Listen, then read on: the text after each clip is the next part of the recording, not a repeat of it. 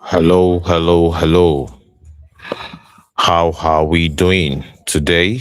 Um, Happy Valentine's Day to all of us that are celebrating Valentine's Day because we understand that not be everybody they celebrate Valentine's Day. Not be everybody even believe in the whole concept of Valentine's Day, but well, we understand that many of us do celebrate Valentine's Day, and of course to all of the revolutionaries that met today also that really had a get together today. I was part of it. I was indeed part of it. I was part of an hangout, or perhaps you can call it a hangout, the revolutionary hangout, all right, of fellow Nigerians who just want to have moments of reflection and, of course, strategize. They call it fall in love with freedom. And I believe this concept that was organized by the revolutionaries also is something that we should indeed speak about today. You are very much welcome. We don't want to really skip a day. We not go talk say because we went for a program or perhaps a get together of fellow Nigerians, or perhaps because today is maybe because today is Valentine's Day, then we will not really have our show, our daily show. Well, it's hard, but well, the propaganda machines do not really take a break. So why should we? If the propaganda machines are not, no, basically, the propaganda machines are not having a rest. So why should we have a rest? That is my question to all of us. And of course, yeah, if you can answer me, then we will now think about taking a break from what we do. So thank you so much, everybody, for joining us once again.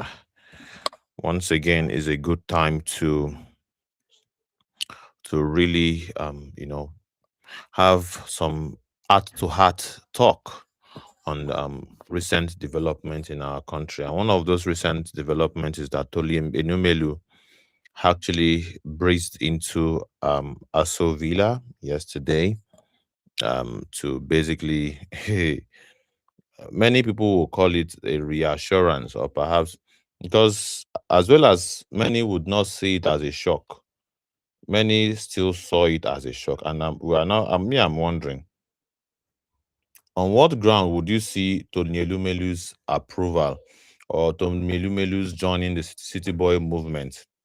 On what account do you see it as a shock? As a shock, don't you see it coming, or you think Tony Elumelu, having not have the records of standing by the side of the people, or perhaps call out the anti-people policies of the Tinubu government, having not been able to call it out, you think he would suddenly now begin to act in your interest and not support Tinubu? Hmm. And of course, at this point now, if Tinubu says he needs 100 billion naira from UBA, is he going to say no?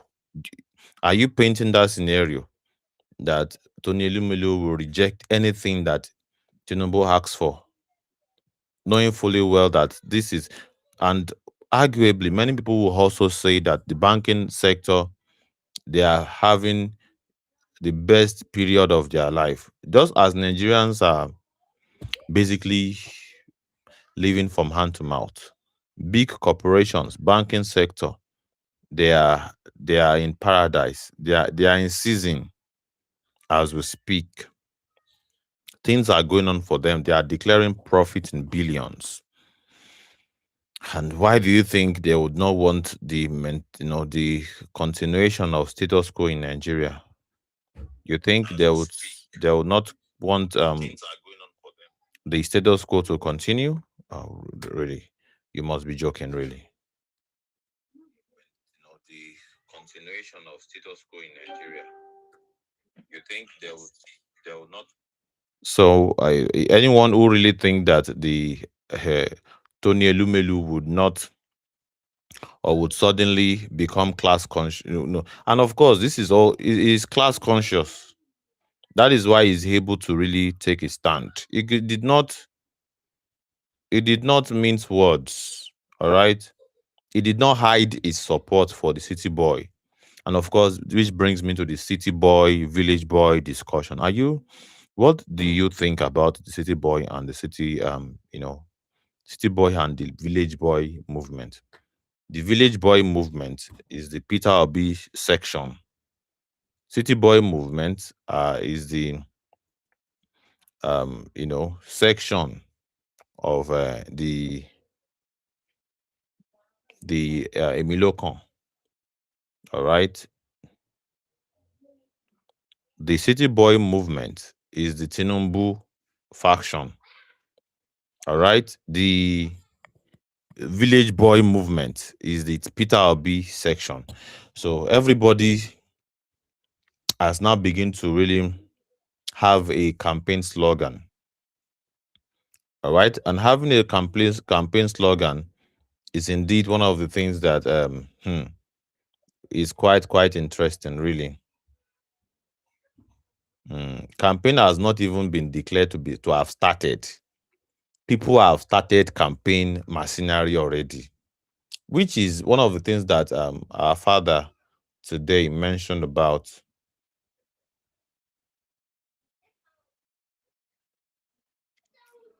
All right, one of the things I will discuss about in today's hangout, and Babafemi Falana also said this loud and clear. All right, he said it loud and clear that it is really, really illegal for any party to really start campaigning now. It's because the campaign has not even been declared open. Why should anybody be campaigning now?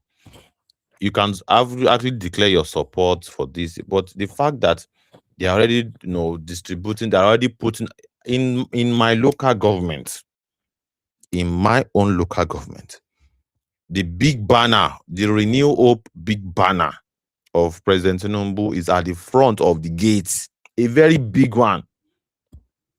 Renewed Hope 2027. Renewed Hope 2027, big banner of Tinubu and Shetima. Really, visibly, represented at the front gates of a local government. All right. And of course, that tells you one thing: campaign has started. Campaign has started. Campaign has started even before the umpire declared campaign, which tells you one thing: that are these guys really, really, these on our big parties, are they really, do they really believe in the rule of law? Do they really believe and abide by the rule of law? Or perhaps they do whatever it is that they like and whatever it is they need to do to maintain power. And of course, we are already seeing our brothers and sisters also who claim to be advocates of good governance or perhaps want to really topple power from Tinubu, also doing the same thing, really. So, where is the way? Which way, Nigeria? Which way, Nigeria? Which way? Do you know the way, ladies and gentlemen, for the Nigerian people? With this, you know, so many rigmaroling and, of course, drama in Nigeria, so much drama in this country.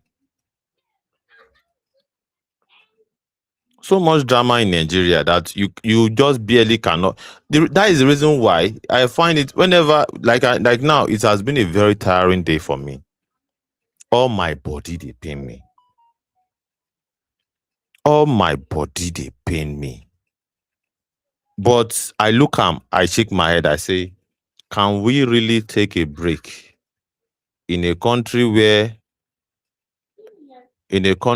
people still have a lot to learn? People still have so much to learn. Yeah, I'm about to send the link. Yeah.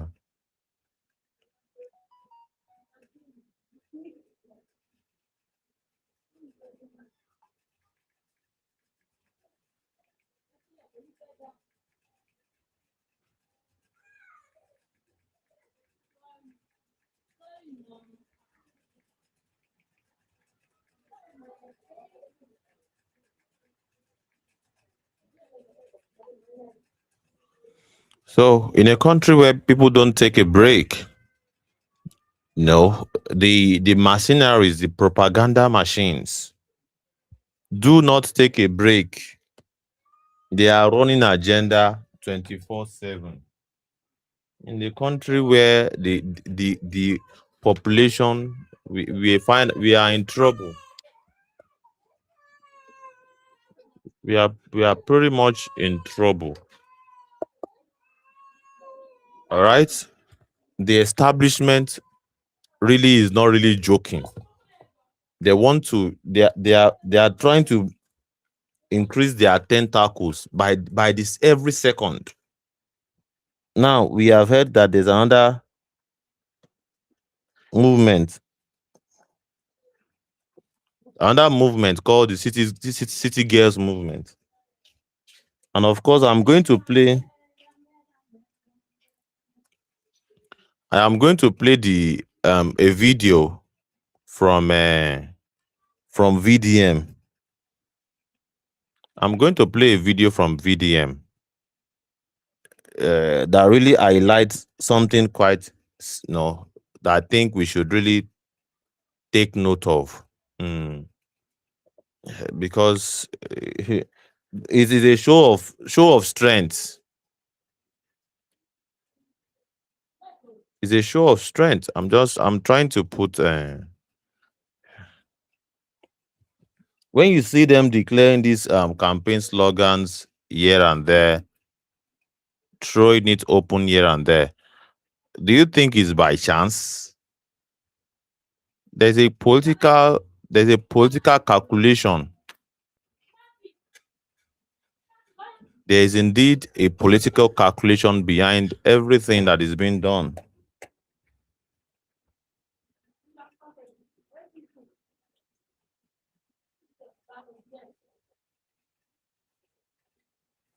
It's all display of power. All right. It's all what? Display of power, to exercise power, to intimidate. And of course, you now be wondering, those that call themselves human rights advocates, should they be amplifying the so-called powers, the might of the very same government that they have been complaining about? When you hear activists make statements like, forget about it, APC has already, they are 10 step ahead. When you hear activists make such statements, what comes to your mind? What comes to my mind is that this is a social engineering going on. And of course, the activist is most likely in the system, or perhaps doing the bidding of the system, to create a conquered mentality for the people, to create an illusion of strength. You might argue that this is not actually an illusion, really. You may argue that it's not really an illusion, but why magnify it? Why give people, why in the country where you are the very same person, saying the government has failed in some ways. For instance, I don't like to beat about the bush. Anybody that knows me really well knows I have no malicious intent towards anybody, including VDM, really. But VDM, made some statements yesterday, you know, in to comment about Mr. Peter Obi's granite video. If you had not seen that video, well, please go look for it. The granite video. I think I have the granite video, but I'm not sure. You know, there's a granite video going around where Mr. Peter Obi is seen to walk to the store of the granite seller, and he asks how much the granite is, and the seller said the amount is so and so, and Mr. Peter Obi was pricing the granite. Yeah, no go discount for me, but eventually, he counted 10,000 naira and gave to the woman. After which he offered the party campaign flyer. He offered the party's campaign flyer and tell the woman, vote for our party, which raises so much debate whether or not Mr. Peter Obi really wanted to patronize the woman, or perhaps Mr. Peter Obi is bribing the woman to vote for his party. And when you now see when you now see an activist that is now saying what Mr. Peter Obi should have done, what he should have, according to the activist, he said he will have bought all the that Mr. Peter Obi should have bought everything that the woman is selling, and even bought from all the people that were selling in that. No, he said Mr. Peter Obi should have bought everything the woman is selling, coming from an activist. That will create an illusion. That will create I would want to play that video so that you hear it from the horse's mouth, really. All right, that it shouldn't have been when others are buying vehicles for their campaign. Others have begin to buy vehicles for their campaign. I am not favoring either of the side. And of course, if you really want to really predict where I'm going with this, you would see that I am not really going in the direction of whether or not I am going to analyze both sides. I think it's disgusting for Mr. Peter Obi to I think it's disgusting for Mr. Peter Obi to you know walk up to a woman that sells granite and basically pretend to patronize the woman, but in actual fact, what is happening is vote buying, really. Unless you want to beat about the bush, vote buying is vote buying. Vote buying is when you pretend to buy something, and in actual fact, you are basically introducing a political, and of course, it is really many people will call it a very dirty game. Many will call it a very dirty game, really. That if you really want to really sell your party, sell your party generally, really. You don't have to really use money as incentive. Okay, what kind of precedence is that setting for other politicians that are coming to campaign? So it will now be a matter of people will now be expecting that anyone who has not anyone who is not bringing money to them is not really a politician, really. That is what it will mean. Anyone not bringing money is not a politician that should be given audience. And when you now hear an activist, fanning the flame of such rhetoric, then you know that we are in big trouble. By that time you know that we are in big deep trouble in Nigeria, because the idea of activism is to really eradicate or pressure or mount pressure on a failed government. That is the whole idea. You mount pressure on a failed government. You don't really participate in politicking or displaying how big the government, a perceived government that you have said has failed. You would not now be fanning the flame of defeated men, trying to encourage your people to have a defeated mentality. You cannot do that, really. You can't do that. And you should not do that. You should not do that. What you do is to facilitate or hold the government to the highest level of scrutiny. That is all you do. Holding your government to the highest level of scrutiny. And you call out the foul play. You call out the foul play. The fact that parties are now beginning to campaign before campaign has been declared open says a lot already. That one is number one red flag already. And you now, telling us that, well, Mr. Peter Obi shouldn't be pricing granite. That he should have bought all the granite that woman, all the granite with that woman they say now he supposed buy, so that they go feed the thing say now so in government go be. that I'm using VDM's exact word. Okay, I think I have seen the video. And I'll be downloading it and of course it will be downloaded in a bit.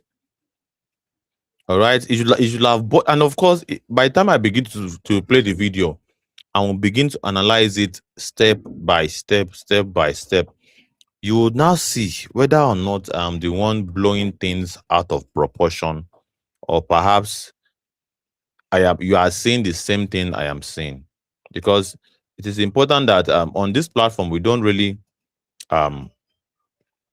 sell propaganda or perhaps just want to pick on people. No, but if it is the truth, and I would think that our audience deserve to get some explanation to it, because you people have really made you have made some characters popular in Nigeria that shouldn't really be popular, or perhaps you have relegated relevance, or you have brought relevance to people that should not have that relevance in the first place.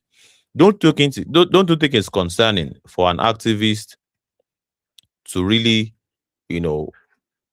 be pushing the idea that the very government that is saying has failed, that same very government is now saying that government is too powerful. It's too powerful, that the government is 10 steps ahead. That is not how an activist, to the best of my knowledge. let me use that caveat. To the best of my knowledge, I don't think an activist should take that kind of stand.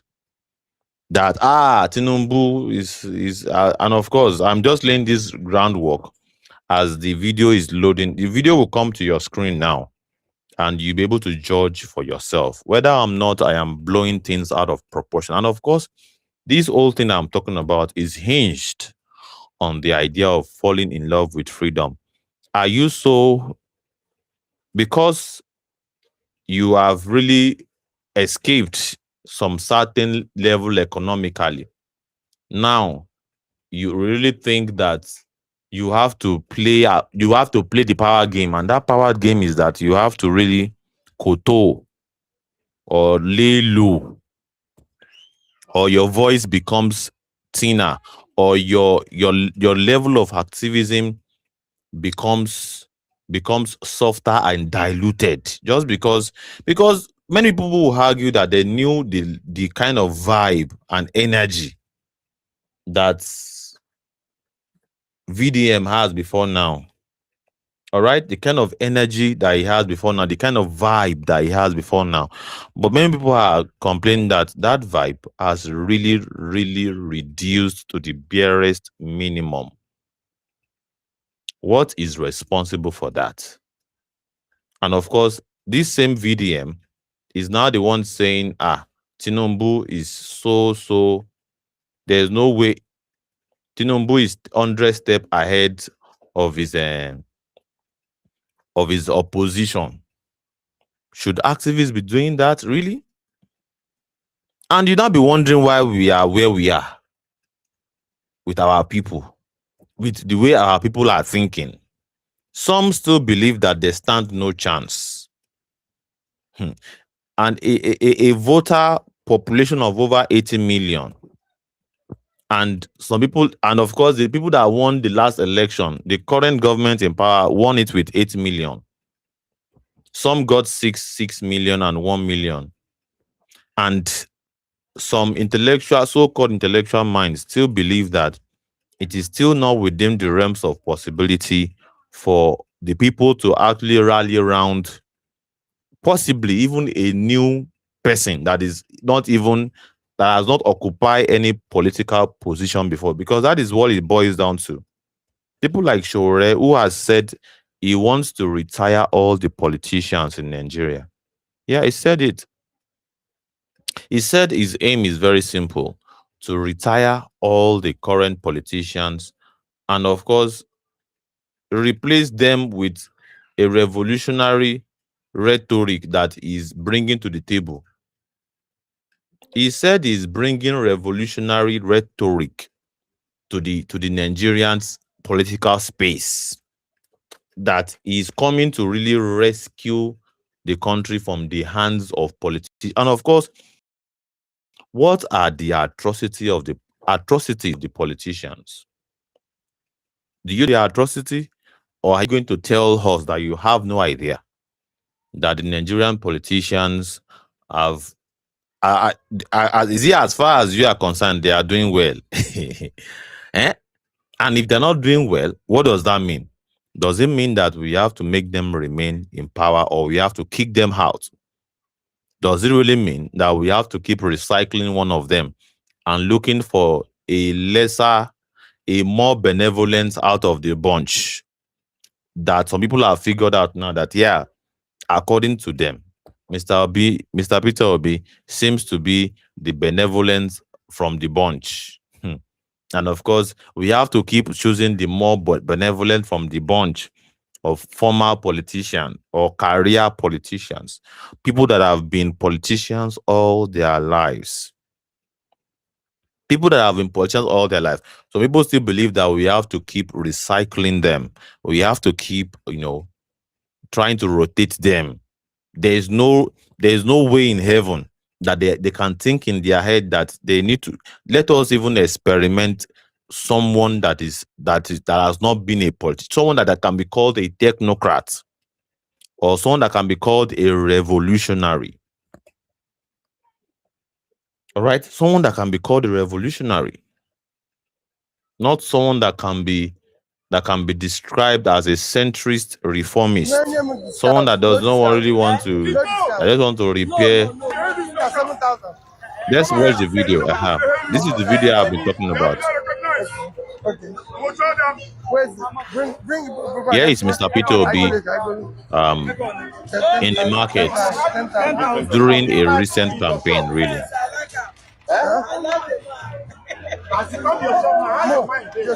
All right, and this is Mr. Peter Obi with camera crew. Like this money you do this one. Like this money you do this one. Even this one, like this one. So he's basically pricing the granite and asking if the granite is fresh, or perhaps the granite has been done for a long time. And you can see this is money, this is flyer. 10,000 naira and flyer for, say, can you see? Say make you count the money and make you vote for the party. And let's hear what our so I don't know why I'm just saying this video. Whoever is in charge of Peter Obi's PR made a sack him immediately. It seems to be. This is the first blow that I find very, very disturbing. I find this very disturbing, and it shows the level of ruthlessness of VDM. Is very ruthless. And of course, this is characterized by the Nigerian political space. Ruthlessness, no form of any form of leniency whatsoever. He said whoever that is the PR in charge of the PR for Mr. Peter Obi should be fired. All right, just because they put out a video of Mr. Peter Obi having an engagement, a monetary engagement with a market woman selling groundnuts. And of course, he said he's not even saying, well, I don't think this is the best strategy for you to take. And whoever that is in the charge of the PR team of Mr. Peter Obi should really look into this. Do you know what that means? Yes, asking someone to lose their job, someone's lifeline, someone that is what puts food on the table of someone. You just want that person to just lose it like that. For what? So because you are influential, and these guys don't know that their words carry weight. How do you want? Well, let me not go into, but I think that is quite ruthless, really. All right, I believe that is. I wouldn't say such a thing. All right, I wouldn't say such a thing, because by and large, I have figured out that ordinary Nigerians that are working for these politicians, they also have to survive one way or the other. And of course, if they are, and that is why, as I said it very well, the future of Nigeria is not in the hands of those whose survival are tied to the politicians. You can win some of them over.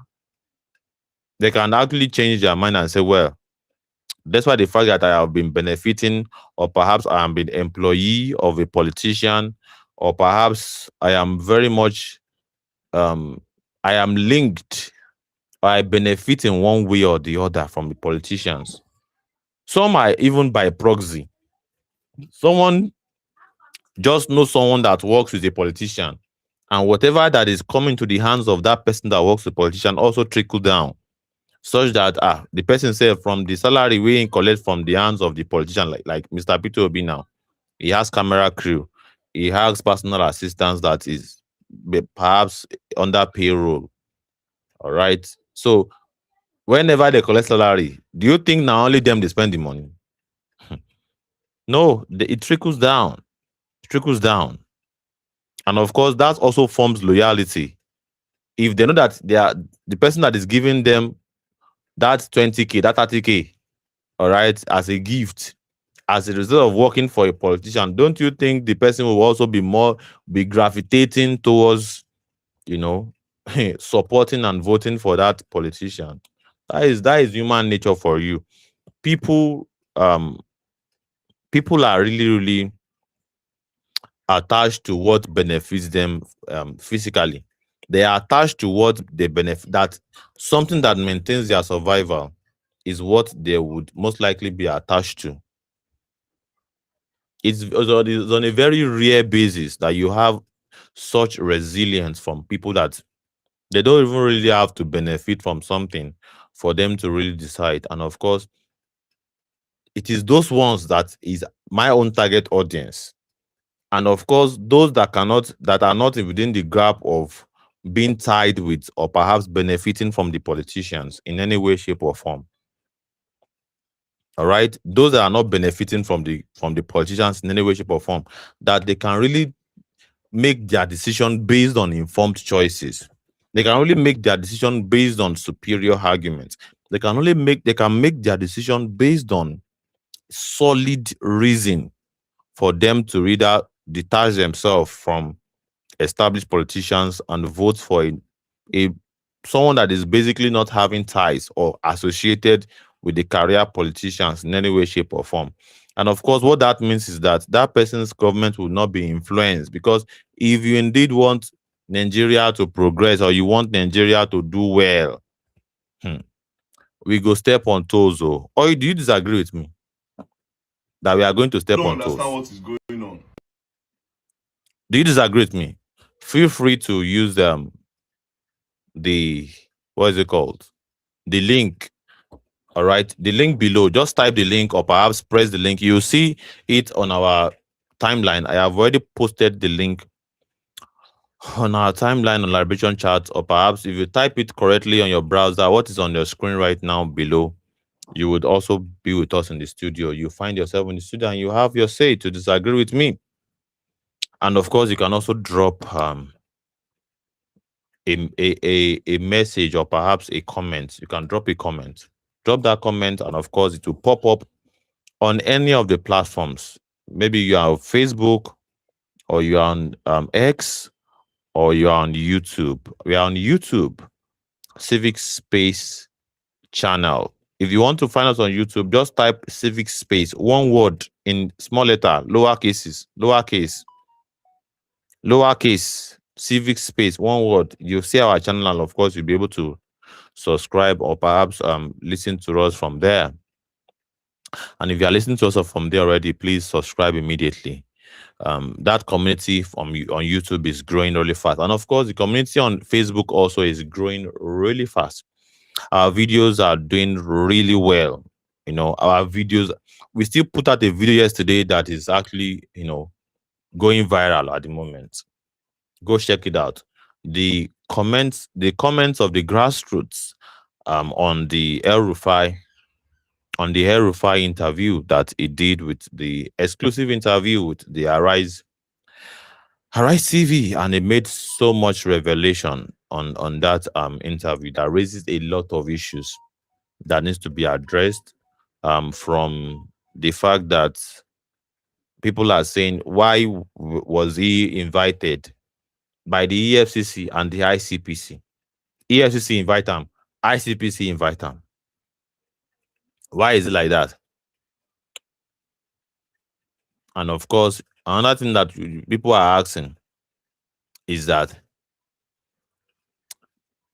about Kwankwaso and Sharia, because Kwankwaso has been mentioned by the US government as one of the terrorists or perhaps financiers of extremism in Nigeria.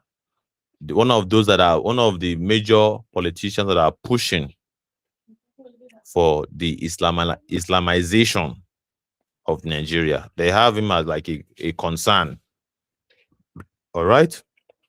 And the fact that El Rufai really defended Kwankwaso that well. Kwankwaso is a moderate Muslim, that there are other Muslims or perhaps Muslim governors that are far more extreme, or perhaps more, that is more in terms of propagating the Islamic agenda. Is basically, his argument is that Kwankwaso is not really at that level of radicalness that you would want a Sharia law or something of that nature. That was his argument. And of course, the major one that is actually causing so much wahala is the Dadiata case. Dadiata have been disappeared for over 7 years in Kaduna State. And of course, many would consider Dadiata a critic of the administration of Malam El Rufai. But he's saying that he doesn't even know that Dadiata existed up until when he was kidnapped. And he gave other details that it seems to be some other former governor of Kano State, which is Ganduje, should be questioned on the whereabouts or the disappearance of Dadiata. So let's keep listening to VDM, shall we? So the reason why I'm saying all of this is perhaps to really highlight the ruthlessness of the players in the system, and of course to also highlight some of our activities at Civic Space, where we highlight stuff and we bring stuff to your notice and we put stuff in proper perspective. Can't you see what City Girls Movement are doing? They are appointing the hottest baddies in the country. The hottest. So, apart from the City Boy movement that we know of, I don't think this broadcast will be a very long broadcast. I'm very famished right now, but well, I just said, well, there's no way we'll not have this broadcast today. So, VDM is telling us about the emergence of the City Girls movement. What we know, what we have always knew, were the City Boy movement. And of course, we have seen the appointment of zonal coordinators that also raised a lot of a lot of controversy from the southeastern region.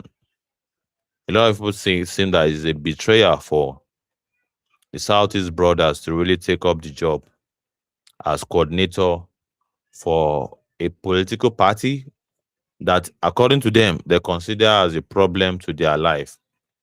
They see it as as betrayal. All right, many people see it like, not be me. Many people see it as betrayal of their region for the likes of Obi Kubana and Kubana chief priest to be on board. But Kubana chief priests and Obi Kubana, they are like, hey, we have to do this for our business. We have to do this for the survival of our business. And of course, people like Sheyi Law is calling this out, that this is not a solid argument that they should make. That is a weak argument. And of course, the fact they can come out and say it tells a lot. Tells a lot that these guys, it highlights the theme of selfishness, it highlights the themes of individualism, lack of community, or perhaps insensitivity to people's plight, or perhaps people's ordeal in the hands of a wicked system. Very, very important. So here is VDM saying that, well, while others are really moving from even city boy to city girls, city boy is basically liaising with billionaires from east, west, north, and south. That they are already moving to city girl. City girl movement, where they are selecting the best of the best baddies in Nigeria. Baddies, that is girls.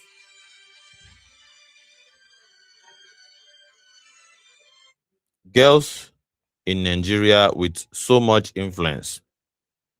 Girls in Nigeria with so much influence that the APC are basically liaising with right now. And or perhaps APC they are the one drawing them closer. That while others are doing that, of course, which is like a validation. You can make arguments that VDM is validating that this whole idea of city boy, city girl. VDM is basically saying this is how to play politics. If incumbents are playing this kind of politics, you should also play that kind of politics. That is what VDM is saying. Yeah. Should activists, you have to now ask, should activists be taking this kind of stand? Should we be finding activists taking this kind of stand? That is my question. Should activists encourage that? Well, if this is VDM, who constitutes who well, some people will say that he has never called himself an activist. I think you are lying. He has called himself an activist many times. And of course, whatever he's doing, even if he's not calling himself an activist, whatever it is that it constitutes his activities, it is what is known as activism. When you stand up for the downtrodden or for the oppressed, it is what is called activism. So he doesn't really have to say it from his mouth. I think it's a very dumb idea, of a very dumb argument when people say that he did not call himself an activist. No, that is a very dumb argument. Whatever it is that VDM that gave VDM prominence, and we knew how it became prominent by basically championing the cause of others. Somebody bought an organic soap where they peel in body, we don't destroy in skin. He shouted, and VDM took it up, overblew it out of proportion, escalate it to NAFDAC, and they took step on the issue, and the person feels a sense of justice being served. What do you call that? Activism. All right. And he did that for some, even so many, in terms of body creams, organic soap, and so many other things like that. And of course, he got prominence up until he started an NGO recently that VDM, perhaps Don Jazzy donated $100,000 to his. So whatever he's doing is called activism. And to for an activist to now begin to recommend, or perhaps say, see what your mates are doing. Why are you not doing like that? Others are, basically doing city boy, and now they are cornering baddies, girls, big boys into their camp. You are pricing out. Is this how you want to? That is essentially what VDM is saying here. Should activists, all right, be doing this? Someone who really is not comfortable, of course, you can also make argument, and that's one of the argument that I will make. You cannot really say VDM is the activism. VDM is not a revolutionary. You might call him an activist, but not a revolutionary. A revolutionary is someone that wants to dismantle a rotten system, a system that has caused pain on the people. VDM may not want to destroy the system or want the end of that system. What he wants is that system to somehow work for the people. And in the midst of that, he also benefits from the influence or the accolades or perhaps the clout that will bring to him. And of course, he has really met resourceful guys as a result of his activism, of what he do. And what he's saying is that, well, I am very much interested in the politics. I think this is the kind of politics that is normal in Nigeria, and Mr. Peter Obi should play it. All right, that is what VDM is essentially saying. But well, many analysts will say this kind of politics, is it pro people or anti people?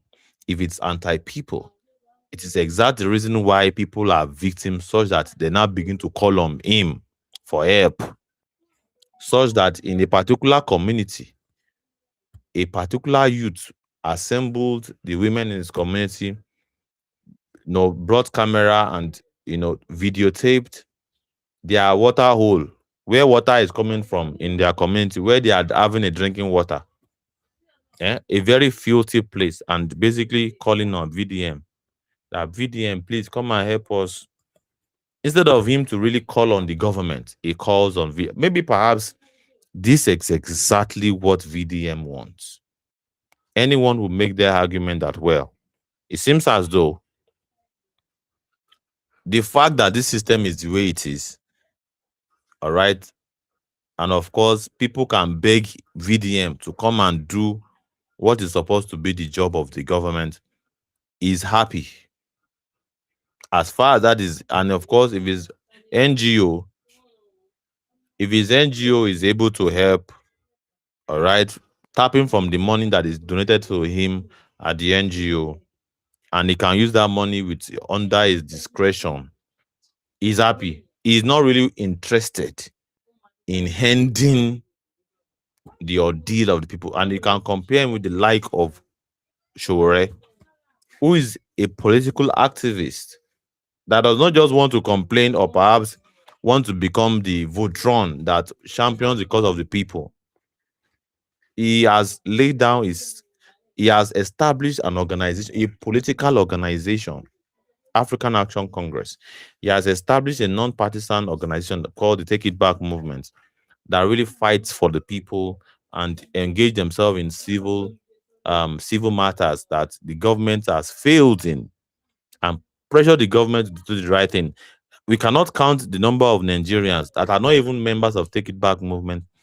Take It Back Movement has basically facilitated either their release from the hands of brutal police officers who have imprisoned them innocently, or perhaps help them to recover funds from sharks from police, or perhaps from even the financial institution. So this is what Take It Back Movement have done. But In addition to that, they want that system that is causing our people to be a victim of all of this, rubbish. The Take It Back movement and Shore, because Shore is the founder of Take It Back movement. What African National Congress want to do, based on what I have researched, is he wants to bring down the system that is responsible for the people's ordeal, this sad ordeal of the people. It does. The African National Congress does not want the continuation of this system of things whatsoever in any way, shape, or form. Meanwhile, one can make arguments that VDM wants it to continue. What it just wants is for the system to somehow serve the people, regardless of it remaining the same. Bodies. They got chief priestess in their camp. They got Obianuju Banana in their camp. All the hottest fine girls, all the hottest. So is basically itemizing all the big babes, all the big babes that APC has cornered to their side. This. Now they carry for City Girls movement. Then they strategize. You go buy granules. They price granules. He's now blaming Peter Obi for pricing granite.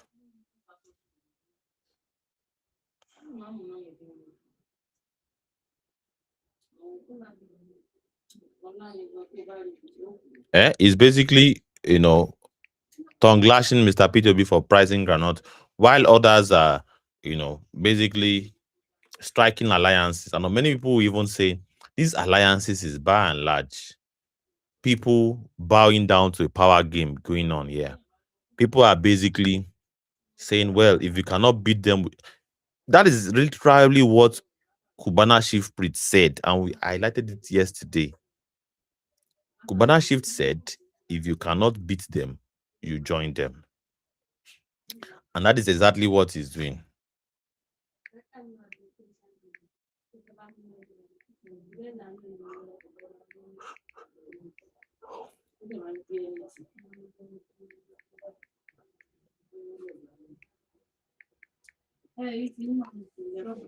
If you cannot beat them, you join them kind of situation.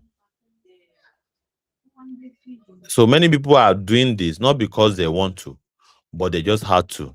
And they are saying it's because of their business, the protection of their business. That is why they are doing what they are doing, really. But VDM here is saying, why would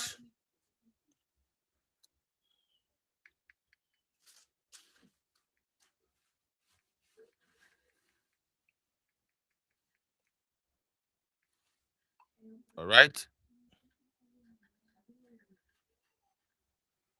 So VDM is basically saying, sorry, I had to really respond to some messages from the back end. So VDM is basically saying, well, you are why are you buying granite when others are really striking alliances? Regardless of the reason behind this mass exodus into the APC, both even away from the normal, ordinary businessman, citizen, even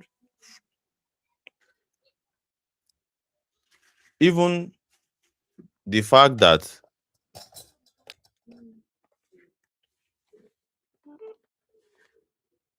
so it's very, very something that can be calculated. It's very calculatable.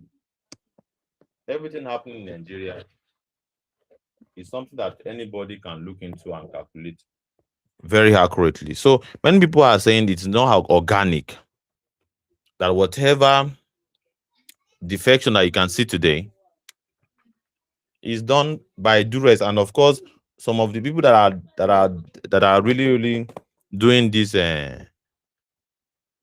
what is it called, defections, they are highlighting that they are doing it because they needed to just protect themselves. If they decide to go the other way, their business will be threatened, which showcases what I said before. These guys are ruthless. Yes, the ruthlessness of the establishment is something that is quite very, very clear. And of course, for billionaires who wants to make more money, they want to make more money.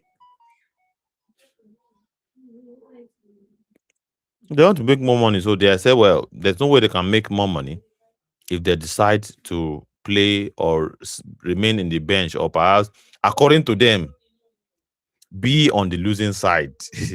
Because according to them, they have seen that, well, 30 governors can can override the decision of over 80 million people. Does it make sense? According to the Nigerian politics, 30 governors on the side of the incumbent is equal to automatic winning.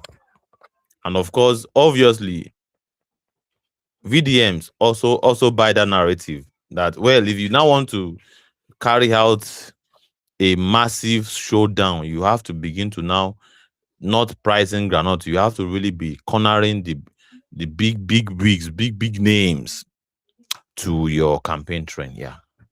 Country, the hottest bodies. They got chief priestess in their camp. They got Obianuju Banana in their camp. All the hottest fine girls, all the hottest bodies. Now they carry for City Girls movement. Then they strategize. You dey go buy granules. They price granules. You are pricing granules, Peter Obi. For market woman, please, what message are you trying to pass? Please, all my Ratel families, I want you all to go and download Card. You are mad. What concern me concern you?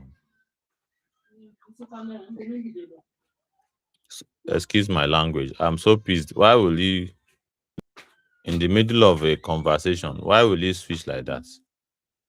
I think that is quite disrespectful, really.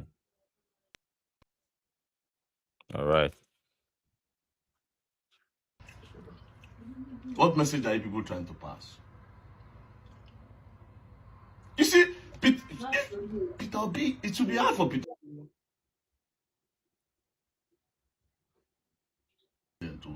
If we are being honest, this thing, now people like Atiku fi grab am, people like Kwankwaso fi grab am, people like Peter Obi, they are meant to just be who they are. This is another demeaning something. I think it's don't you think it's demeaning for VDM to say this whole thing? It is people like Atiku that can grab it. People like Kwankwaso can grab it. This is, many people call this social engineering. That Mr.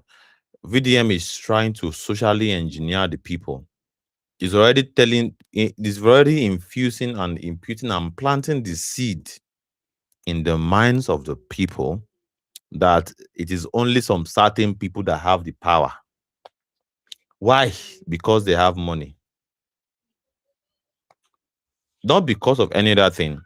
Because they have the war chest to really, in some way, match energy for energy. For instance, someone that can buy about 300 cars, 300 vehicles for campaign. You know what it means to buy 300 vehicles for campaign? And each vehicle or perhaps cars cost nothing less than 80 million naira. 80 million. You know what it means? That is no small feat. So according to VDM, these are the ones that can really take the power from Tinubu. He is not seeing any possibility of Nigerians deciding within themselves that, well, when I say Nigerians, I'm talking about Nigerians that have not been economically conquered to a tight corner, such that they pledge their allegiance to politicians. No, I'm talking about Nigerian people that cannot be bribed. He's not looking at that scenario where Nigerian people will say, well, enough is enough. We would, at this time, not as a matter of principle, abandon all the past and current politicians in Nigeria. Let us go for someone like Shure. Someone like Shure who has a track record of resistance and, of course, not compromising on principle. And, of course, if you cannot compromise on principle, we stand a better chance. All right, we stand a chance. If you cannot really be bought, if nobody can really change his mind, that means whatever it is that he has promised, he will do it. And the fact that the politicians are not the one that gave him power, the people gave him the power. That would mean the people is answerable to the people.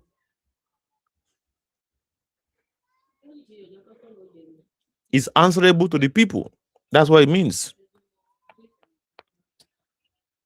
All right. That is what it means. And VDM is not looking at that possibility of Nigerians making that kind of intelligent decision. That, hey, these current politicians are a bunch of jokers. They are unserious people who cannot and will never deliver the kind of Nigeria that we want. So we are abandoning them altogether. And we are voting for Sowore, who has a track record of resistance and of consistency, consistently saying the same rhetoric of freeing ourselves, and of course talking about the title Fall in Love with Freedom. Fall in love with freedom. Are you a freeborn, or you're still mentally chained to one organization, or you are still mentally chained to one political rhetoric and political individual? You are still very much, chained mentally. You are not free in your mind. You're not free in your body. Are you one of those whose body have been have been bought? Your decision has been bought. Your vote have been bought. You are under bond. You are under a bondage. Just you insisting that, well, there's no other way out for me except to really play the politics that will make me maintain this my spot in my marketplace. And I'm chained. My hands are tied. I have to really koto to the Yaloja by following them to APC meeting. Yeah? Following them to what? To APC meeting and becoming a member of APC. And look at what is happening in Enugu State, where teachers are forced. They are forced to either become APC members or lose their job. If they can do it to educated people, if APC can be that ruthless to educated people, who you can imagine what they are, the kind of ruthlessness that they are doing to the market women, really, especially in Lagos. And I know very well they have their tentacles, not just in Lagos. Lagos is just one of it. So it is what it is.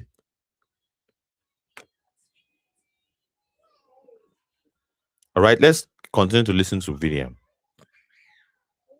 You can't move this way and become the president. What message are you trying to pass?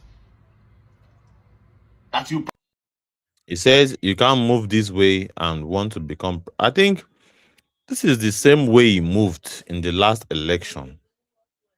Unless you don't believe in this principle in the first place, but you just want us to believe in that principle for you to sell Mr. P2B for us as at that time. Because you sold the narrative of prudence. Person when they give shishi. Person will be say, even if you want, is all encompassing in terms of spending. He scrutinizes whatever he spends money on. All right, that he doesn't spend money anyhow. He's not a money spender. That is the whole rhetoric that you people sold to us about Mr. P2B. So why should it be you, VDM, that will now question that same nature of Mr. P2B that he has been doing for years? The whole idea of maintaining prudence, whether or not he is benefiting from the system at the back end, according to many people, is not really, it doesn't really mind. But the fact that he's putting out the optics of prudence, the optics of being frugal with money. So now that he's playing that same game, just as he played it in the last election, saying that he has only one shoe, he has only one watch, and everybody were clapping for him. So why shouldn't you and others who clap for him when he was saying he had one shoe and he had one watch that he has been using for 20 something years, that you were clapping for him at that time? Why are you not clapping for him this time around? Why? Why are you now saying he cannot win election by this same method that he used? And of course, that method, now him make him get 6.1 million naira. And I say million naira, I define money. Chai, poor man picking. Now money they I want to say 6.1 million votes. I thought say 6.1 million naira. Well, I think you get the point. The method where you take get 6.1 million people, you people are now denigrating him now. That Abi are not here well. People are now denigrating him now that he cannot win election like this. Let me play that again. Peter Obi, it will be hard for Peter Obi to become the president. Say it If we are would be being hard. honest. Hmm. This thing, now people like Atiku fit grab am. People like Kwankwaso fit grab am. People like Peter Obi, they are meant to just be who they are. Hmm. You can't move this way and become the president. What message are you trying to pass? Hmm. That you price economy. Hmm. He made that You said same na message Tinubu and he reach got there, Tinubu go do 6.1 wetin he million do. votes in the Tinubu last will buy election. everything. You know why? It will give those people the orientation and the sense that they'll be who Please they are. let's get that in. You can't move this way and become the president. What message are you trying to pass? That you price economy. You still said na Tinubu reach there, Tinubu go do wetin they do. Tinubu will buy everything. Now he's getting to the nitty-gritty of how politicians in the street language. Let me not use the street language here because we are streaming on multiple platforms and we don't know whether they are going to flag it. We are getting to the how politicians mess up with the psychology of the people. That is the arena that VDM want to get into now. Please take a listen. Just pay attention. He said, if Tinubu na in day in the shoe of Mr. Peter Obi, when he was at this market, all right, he was at the market pricing granite. All right, he eventually gave that woman money, but he priced it. He said no discount, no day, and now only one or two way in buy. Now only one or two way in buy. Some people say na cashew nut. Nut is not, bro. Nut is not. You can make argument that one is more expensive than the other, but nut is not. Cashew nut, granite, not sha. So VDM is saying that there's no way you can. Oh, my mic don't low. Yes. Yeah.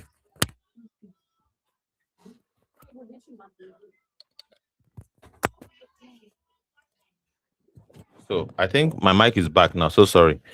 I just want to believe that it has not been like that for a long time. It's been signaling red, so I've moved to the next microphone. So what was I saying? Is this same very politics of prudence or of economic? He said, and I said, Mr. Peter played the same politics and he got 6.1 million votes. So, and here, his very followers that pushed him at that time was saying that that same politics cannot work any longer. Suddenly, all right. You're welcome, Comrade Side, and of course, you're also very much welcome, Adege. These are wonderful speakers at Liberation Chats and Civic Space. All right. And we have really, really been so blessed to have people like you address us. But let me quickly do this analysis finish. We have been discussing about falling in love with freedom. Fall in love with freedom. And my question has always been, or perhaps today, my question is, do we fall in love with freedom? Our people, are they very much in freedom? At least to the degree that we would have loved them to be, in love with freedom. or they are still very much attached to the status quo, or they are attached to the very same way of doing things, the rinse and repeat kind of situation. That is what I really, really want to. That is what we are discussing today, really. And of course,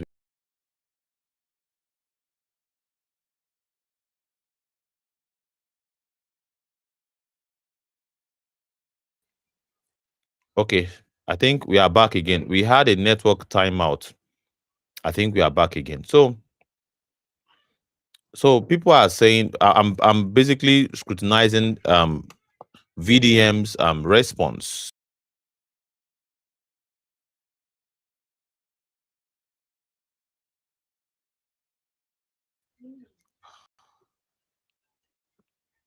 Timeout again.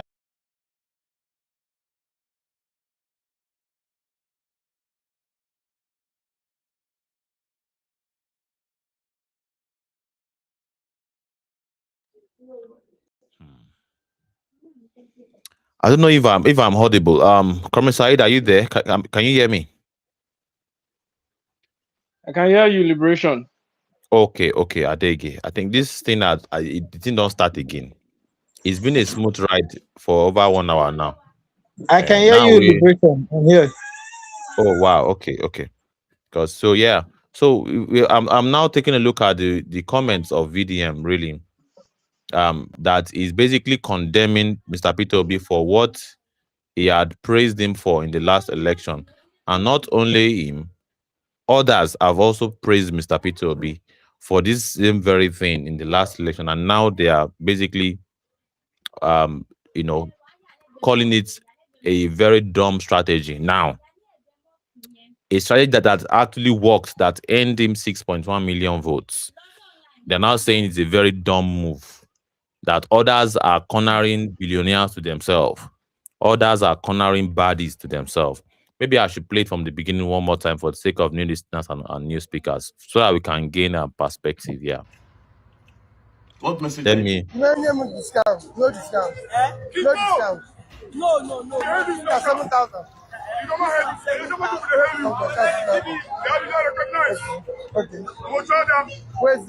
Bring it before I get here. I go later. 10,000. 10,000. Yes, I like that. I like it. No, you say you're giving bribe. Give him. Shit.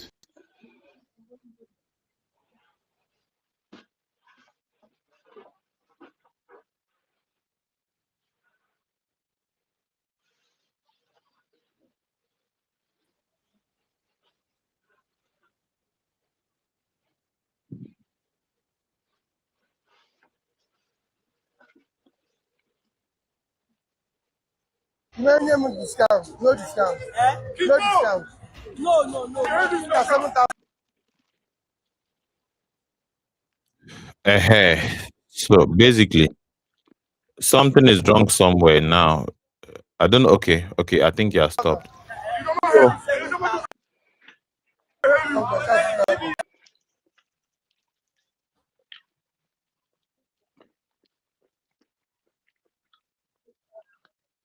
Am I still audible, please? Yes, Liberation, you're audible. I can hear you. But is the video on the screen also still playing? No, it has stopped. It has stopped. But it's still playing from my side of things. Can you hear? I can hear you, but I cannot hear the video. The video is still playing from my own hand. That is but no, Technology.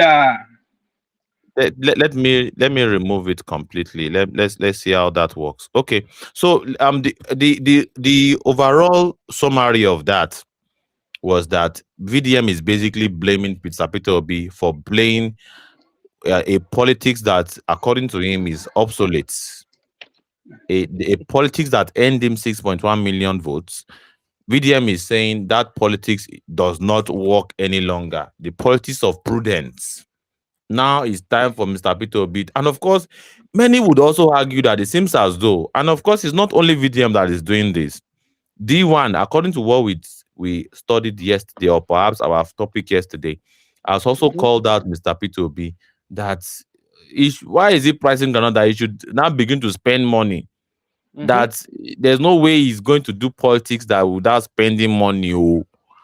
And of course, we also saw Mama P came out yesterday and said, it's not as though Mr. Peter Obi does not spend money, but he actually knows where to channel the money. And of course, she revealed to us yesterday for the first time that Mr. Peter Obi pumped 250 million into LP convention alone, aside the party, what is it called? So this whole pressure for Mr. Peter Obi to start spending money, it seems fetish.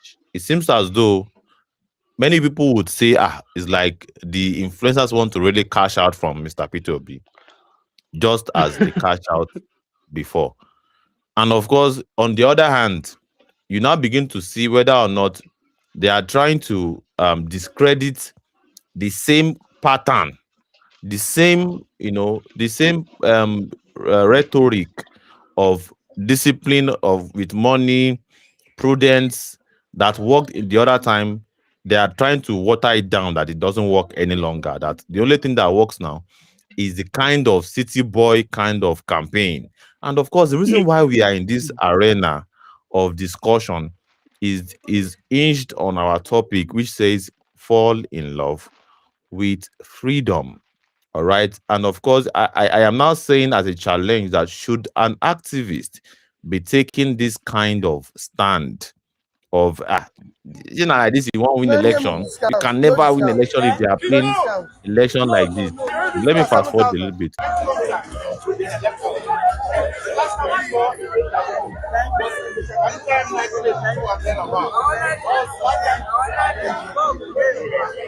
Vote for us. How much?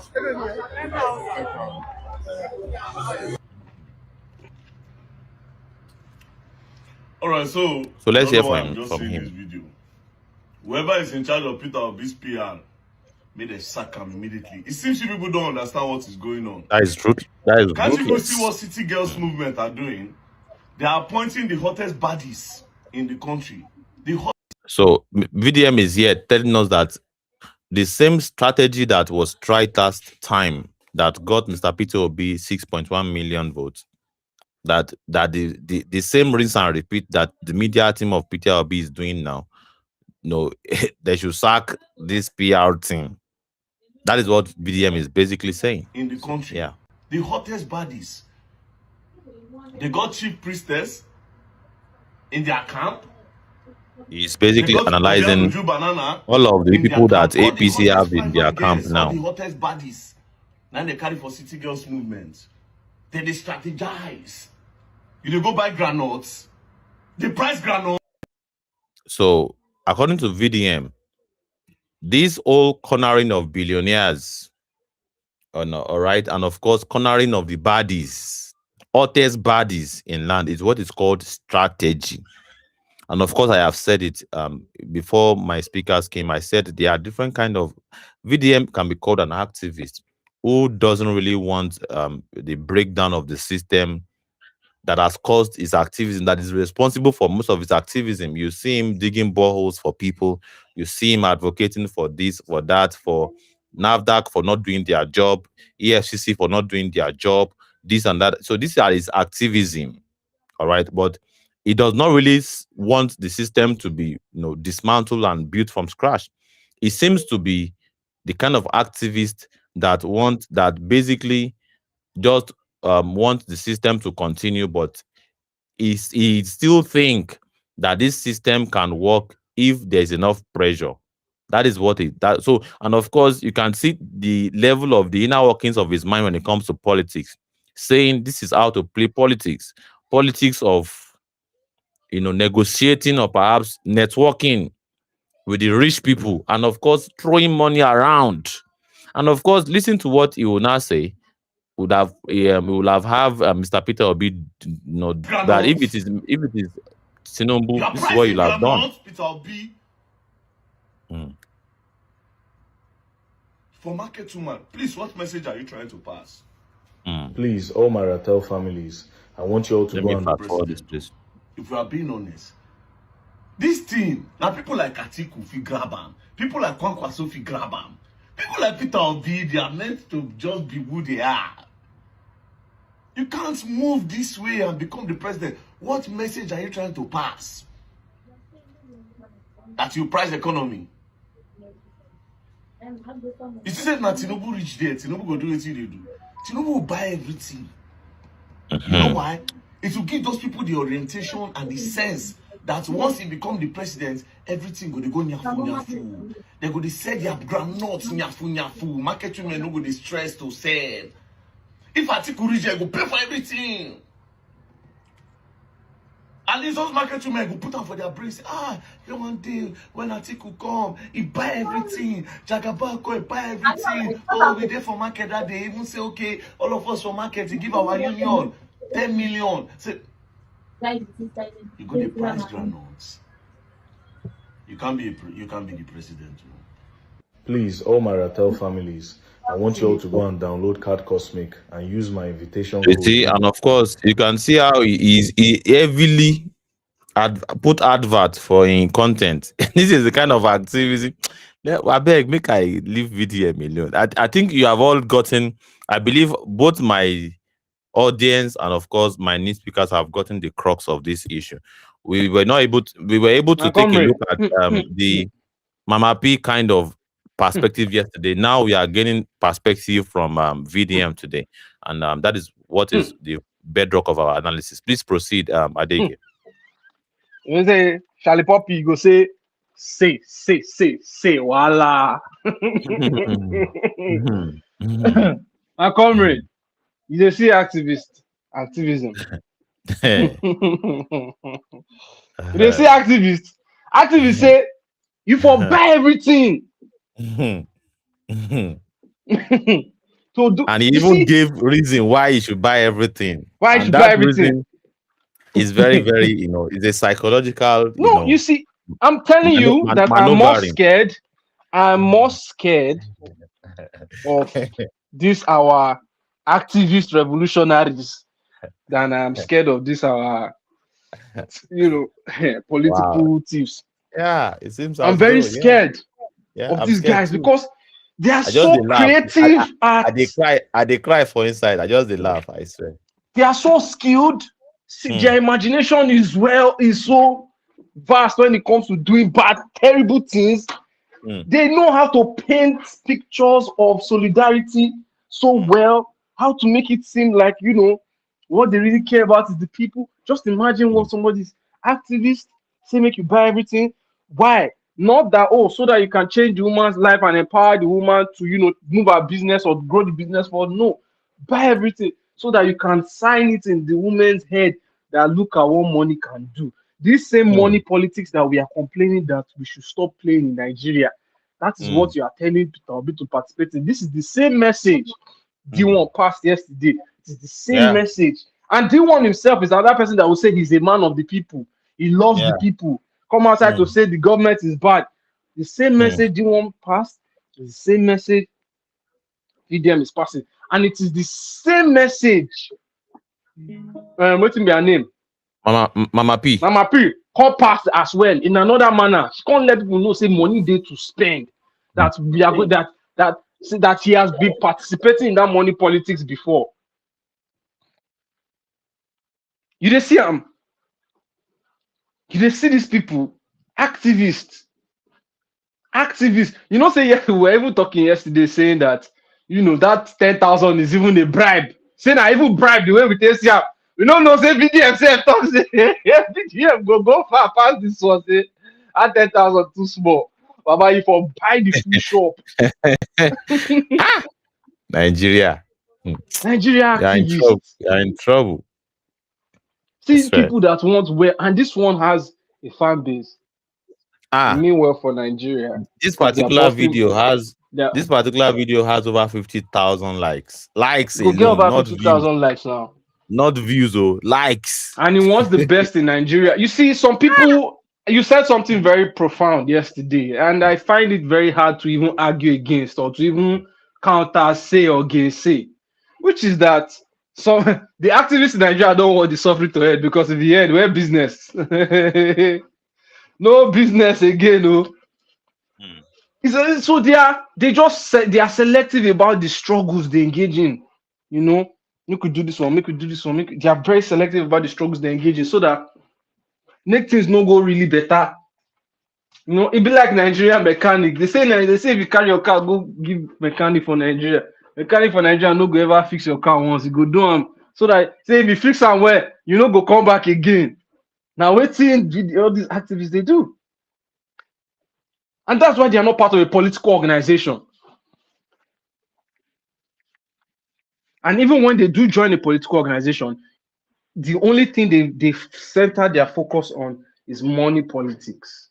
Money politics. Money politics. Just look at the VDM. You say that he's not even talking. Okay, first of all, if the first advice gone, you say make he go the corner other bodies to himself. You see, bourgeois. This is bourgeois politics. Bourgeois politicking, where you need to have some upper echelons on your side that will help you buy other people.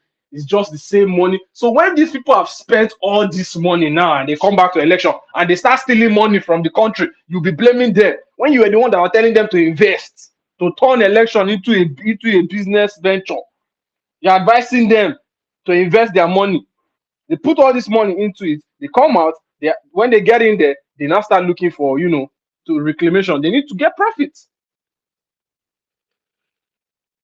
But and you forget what you are.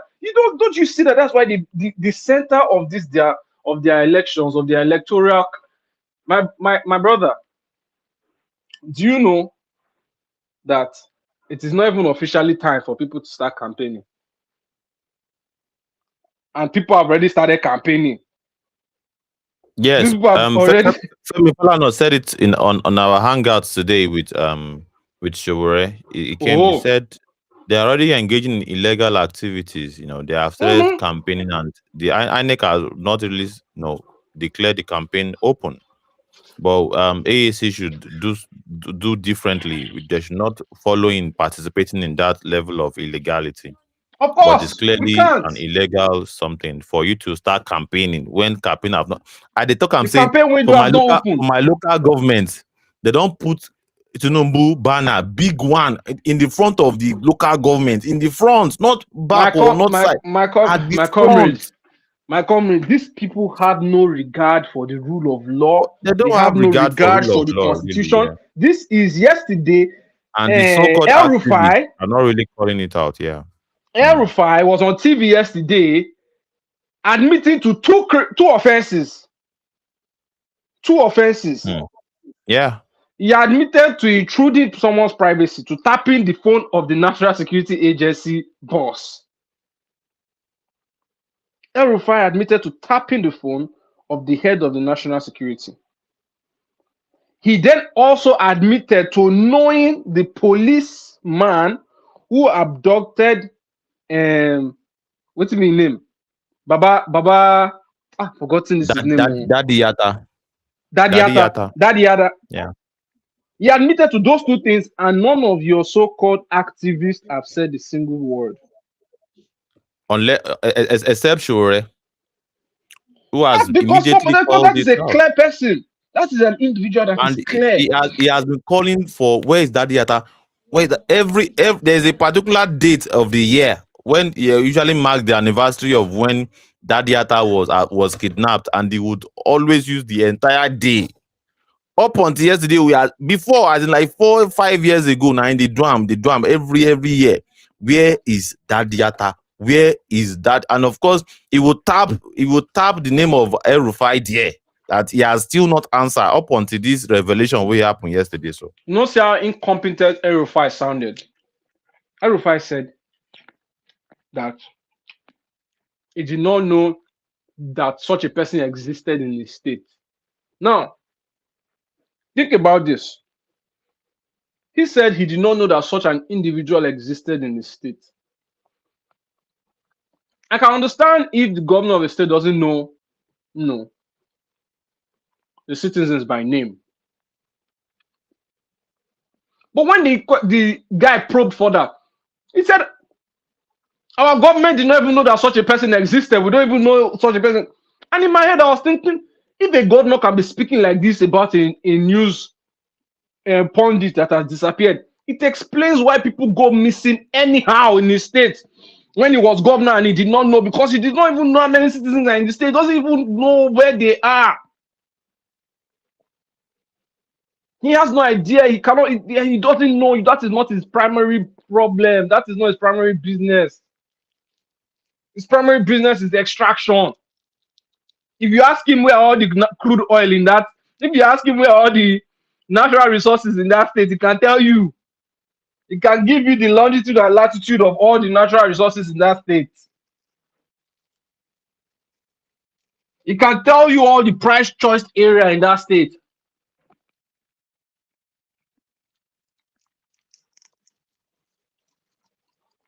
But he cannot tell the whereabouts. He cannot. He say he doesn't. His government was not aware of where Daddy Yatta is. That Daddy Yatta was even in the state. Okay, you now get information afterwards that this is what happened to this person. As a Nigerian with a conscience, having an information about the death of another Nigerian in your country, you know who the murderer or you know who the abductor is, and you are a person who was in the last, you were part of the last presidency, or even facilitate the investigation such that it gets to a very logical, because he has an idea of how the guy disappeared. And my comrade, how can they should go and hold nothing? It's just casually. Nothing. He just casually said, "That's not my business." So you go to that old demo. That's not my business. This is living in your own constituent, in your own province, in your own where you collect crime security was committed under your eye every month. A crime was committed under your eye. It's crazy, man. It's crazy. Nigerians, Nigerian politicians, how they behave. If Daddy Yatta was his brother, is this how he will still? Is that how he will respond? So this is when you now this takes us back to the topic when you say fall in love with freedom. Mm-hmm. Who has freedom in this country? Freedom to Nigerian people, especially by our elites, is the ability to do anyhow. The ability to do anyhow. That is what freedom means to them.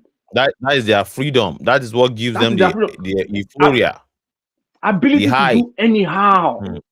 That's why you can see someone who will talk today on national TV and say that that Nigerians are not suffering, that they should tax Nigerians more. Tomorrow you see him robbing the feet of a girl, of a sex worker on a private jet. That is why today you can see somebody complain that Buhari is stealing money, that Tinubu is stealing money, that Tinubu is oppressive, that Ribadu is a bully, and that Ribadu is just a power-hungry person who uses his powers to oppress and to. But this same person can testify that he is aware of the abduction of somebody in his own state, and he cannot say anything about it.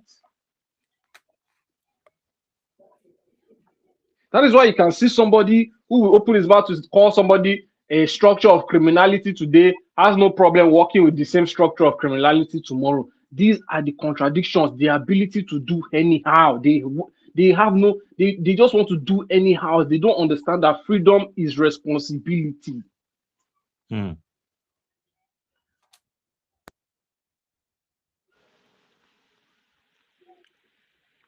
Freedom is not just, you can't just be there because you are free, then you should just walk on the street naked. Because you are a free man, you can just do.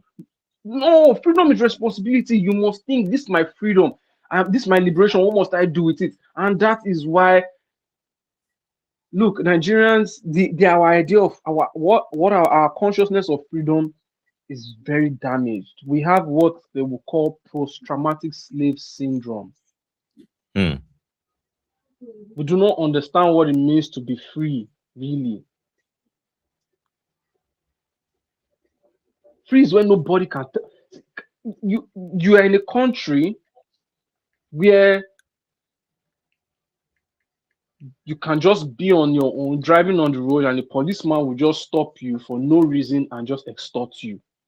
In your own country, are you free? Are you free? In a country where you cannot go out to even exercise your right to vote, because if you go out, there will be thugs that are waiting for you.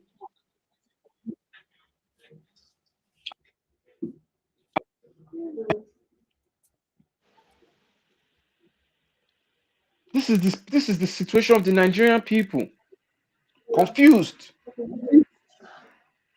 It's a shame. My comrade, no, carry on, I beg. We cannot hold you down. No, you're really hitting the nail on the head, dear comrade. And of course, it is when you begin to see the level of the level of rot, even from those that should constitute those that should know better.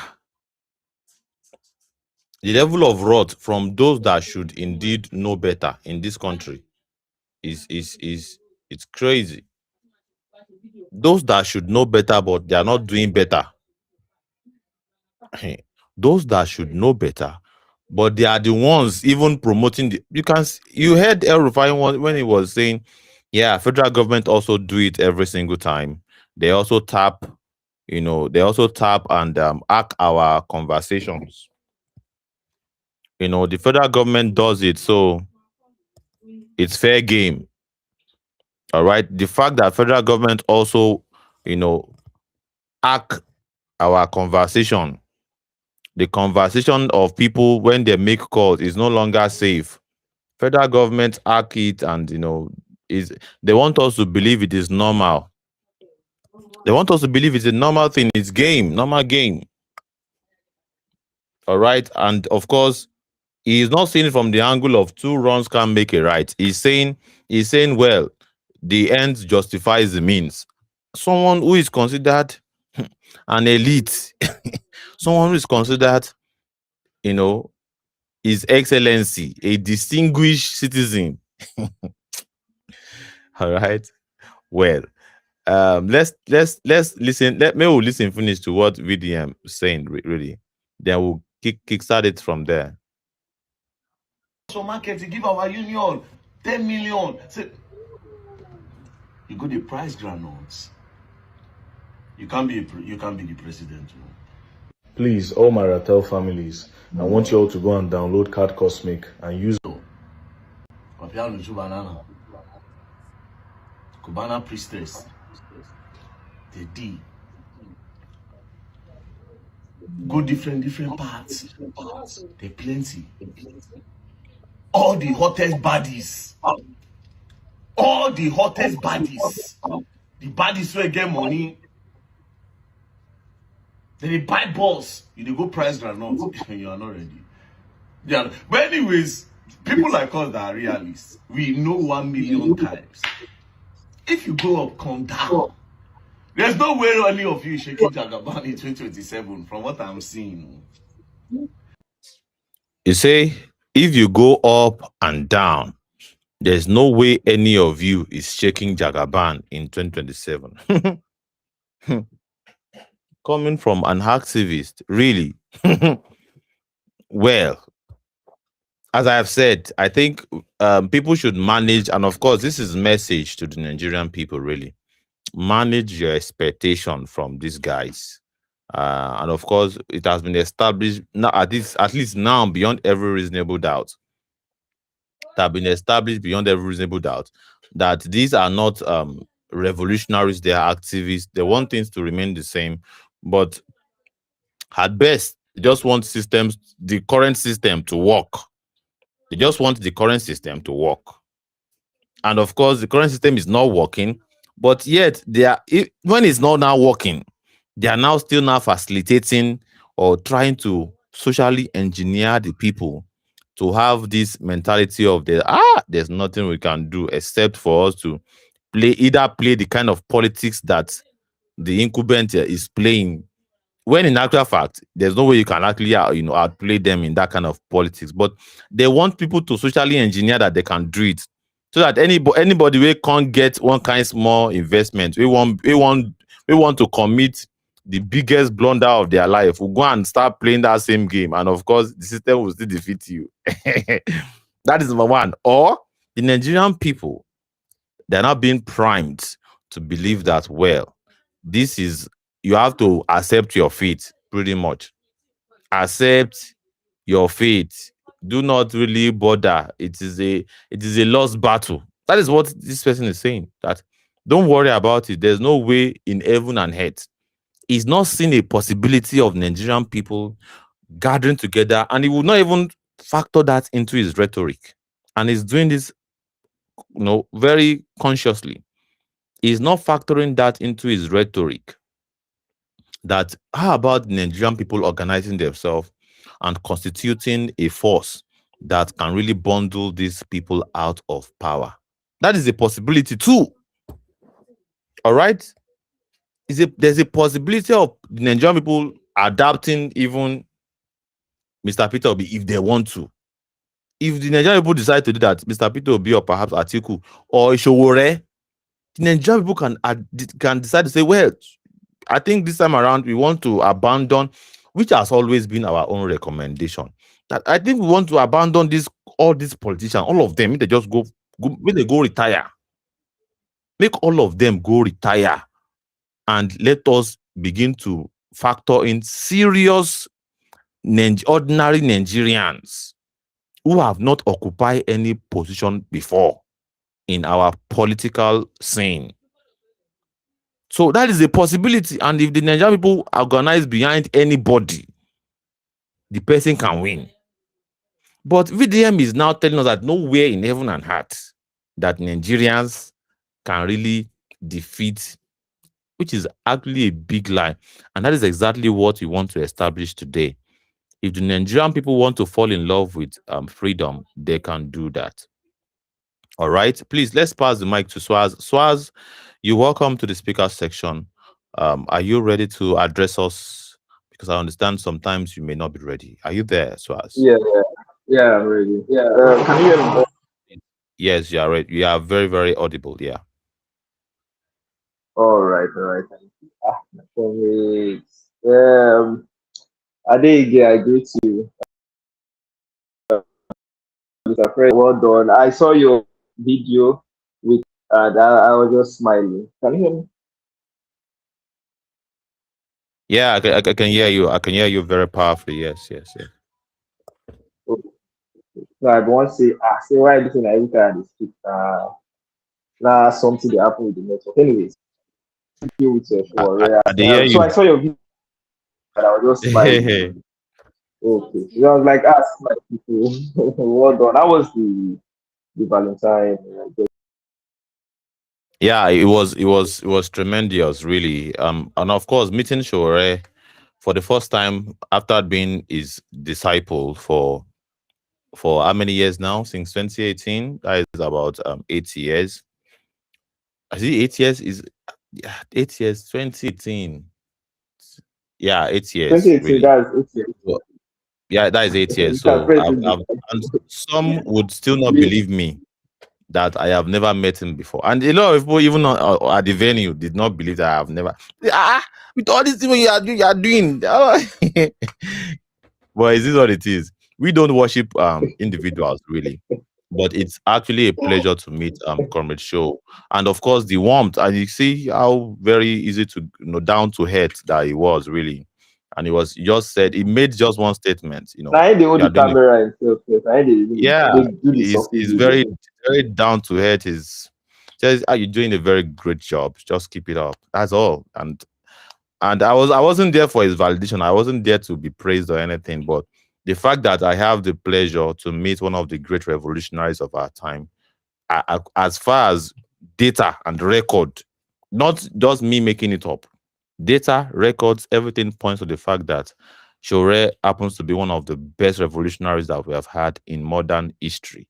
So the fact that I'm able to really have an interface, even for the brief, because there is a lot of people on that venue, a lot of people. So you have to just, it was a brief engagement with everybody, and he took his time.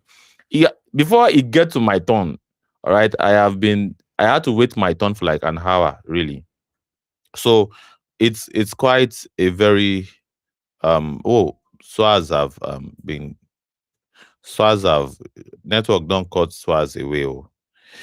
Maybe I have to just hold that response until it comes back. But well, it's actually a great time with the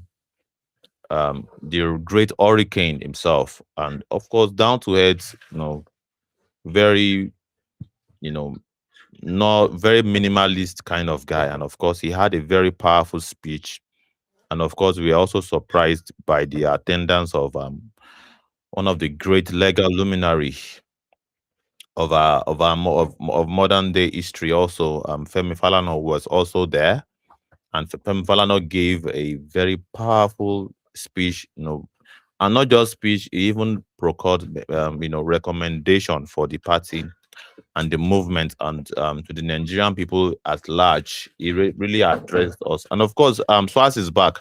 I was saying, it was just a brief kind of moment, because there were so many people at the venue.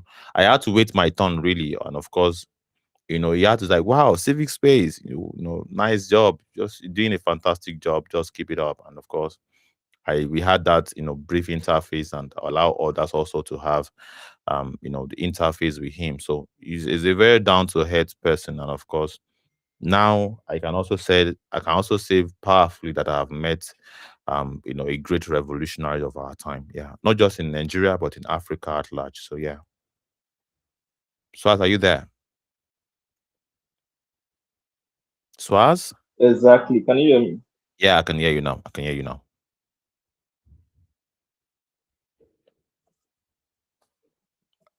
Swaz, I can hear you again. Oh, please unmute your mic if you have not done so. Hello, can you hear me? Yes, you are audible now. Yes, please proceed, Swaz. Okay, because even right now it's still showing it's muted from my hand, but you are audible. Just fire on now. That's all of this platform. They whine person sometimes. All this capitalist platform, when they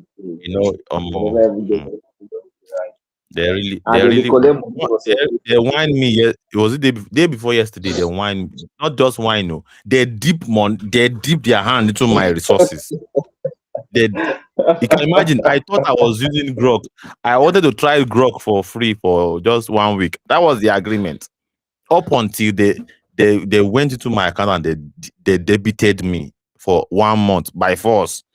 All right, without any prior notice, and it's crazy, And of course, not as if person is. And when I got that subscription, the difference between the free mode. Let me give you the difference between the free mode and the paid version is just 4 seconds. Free mode you can do AI for 6 seconds. Paid mode you do AI video for 10 seconds. I shake my head. I cry, no fit cry. I won't cry, no fit cry. It's crazy. SWAS has gone again. Well, the network is been very, very bad. And it's not just with him, it's with everybody. Now so it be for year too, really. It's been a struggle with the network, the Nigerian network. And of course, today we are talking about falling in love with freedom, taking a look at the recent developments happening around us. And of course, one of the major developments is today's event. Welcome back, SWAS. Are you there? Thank you. Yeah, I'm here. Can you hear me? Yes. You're audible. You're audible. Very audible.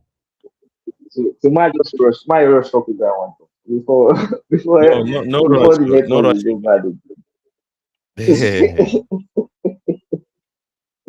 Okay, but basically, as much as we even think El-Rufai can be very crude and shrewd and crafty and corny, his sons are even worse, right? If you see what his sons say, you will know that the apple did not fall far from the tree.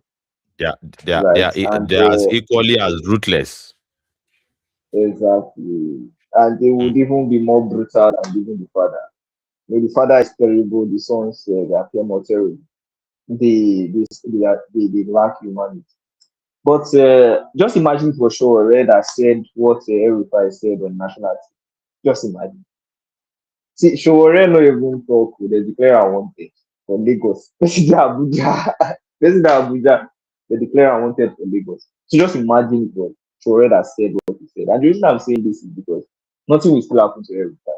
Because at the end of the day, he's an establishment politician. He belongs.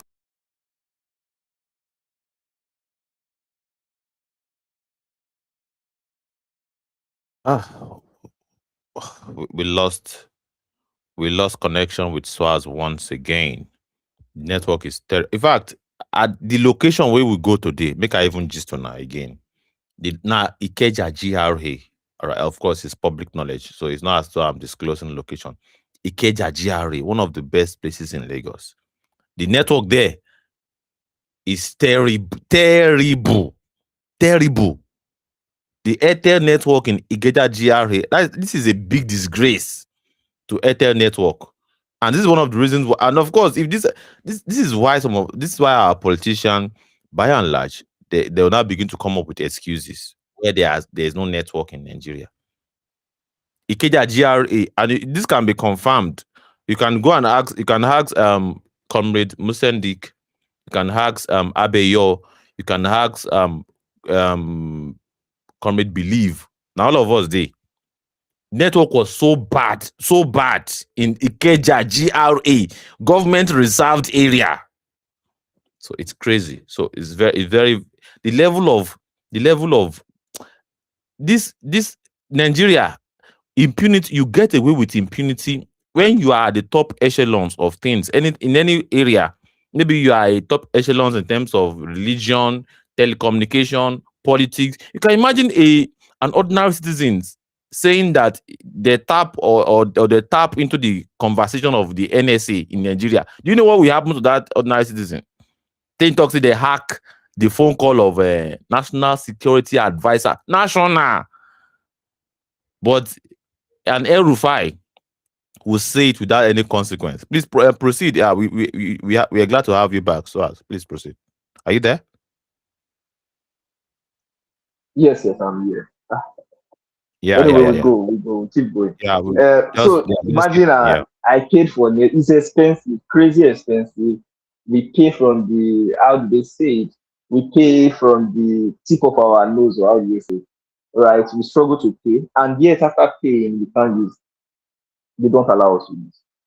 And this morning I was reading on the Twitter that China they have a new type of network that they just developed. They call it 10G, right? And he said it downloads about 40 gig in a few seconds, 40 gig worth of data in a few seconds. While we are here struggling to stream. Hope I'm still audible. Yes, Hello, so can you you're hear me? still yes, you're still audible. Okay. So yes. So if it were Shore that said what Erufai said, they would have picked him immediately. They would have fined that station, picked him, declared him wanted, and done all kind of things. In fact, Shore has not even said 1/4, and he already has DSS suing him. The reason I'm saying this is Erufai is a part of the establishment. At the end of the day, they still will not do anything. If they rough-handle him so much, he'll just go back to APC or he'll go sign it, right? That's even if he's not directly like a mole, the so-called controlled and fake pseudo opposition.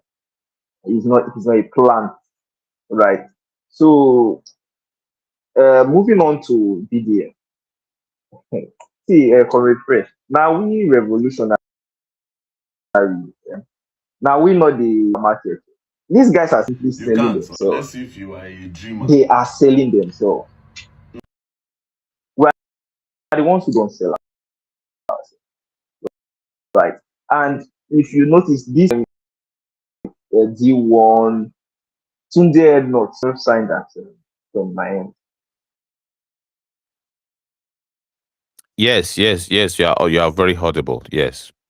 We're talking about Hello? Tunde Ednut and VDM, yeah.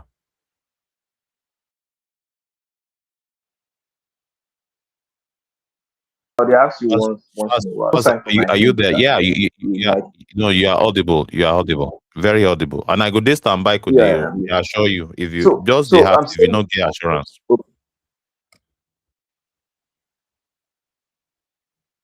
okay. So the one way you would know that these guys are serious, right? Tunde not was I think a day or two ago it was claimed that all his city boy movement, that the city boy movement is so big that he's afraid. For the first time, he's afraid. What he's simply doing is that he's simply telling his current sponsor that all my friends that they make am big, oh, you better increase my own pay or I will go join them, oh, right?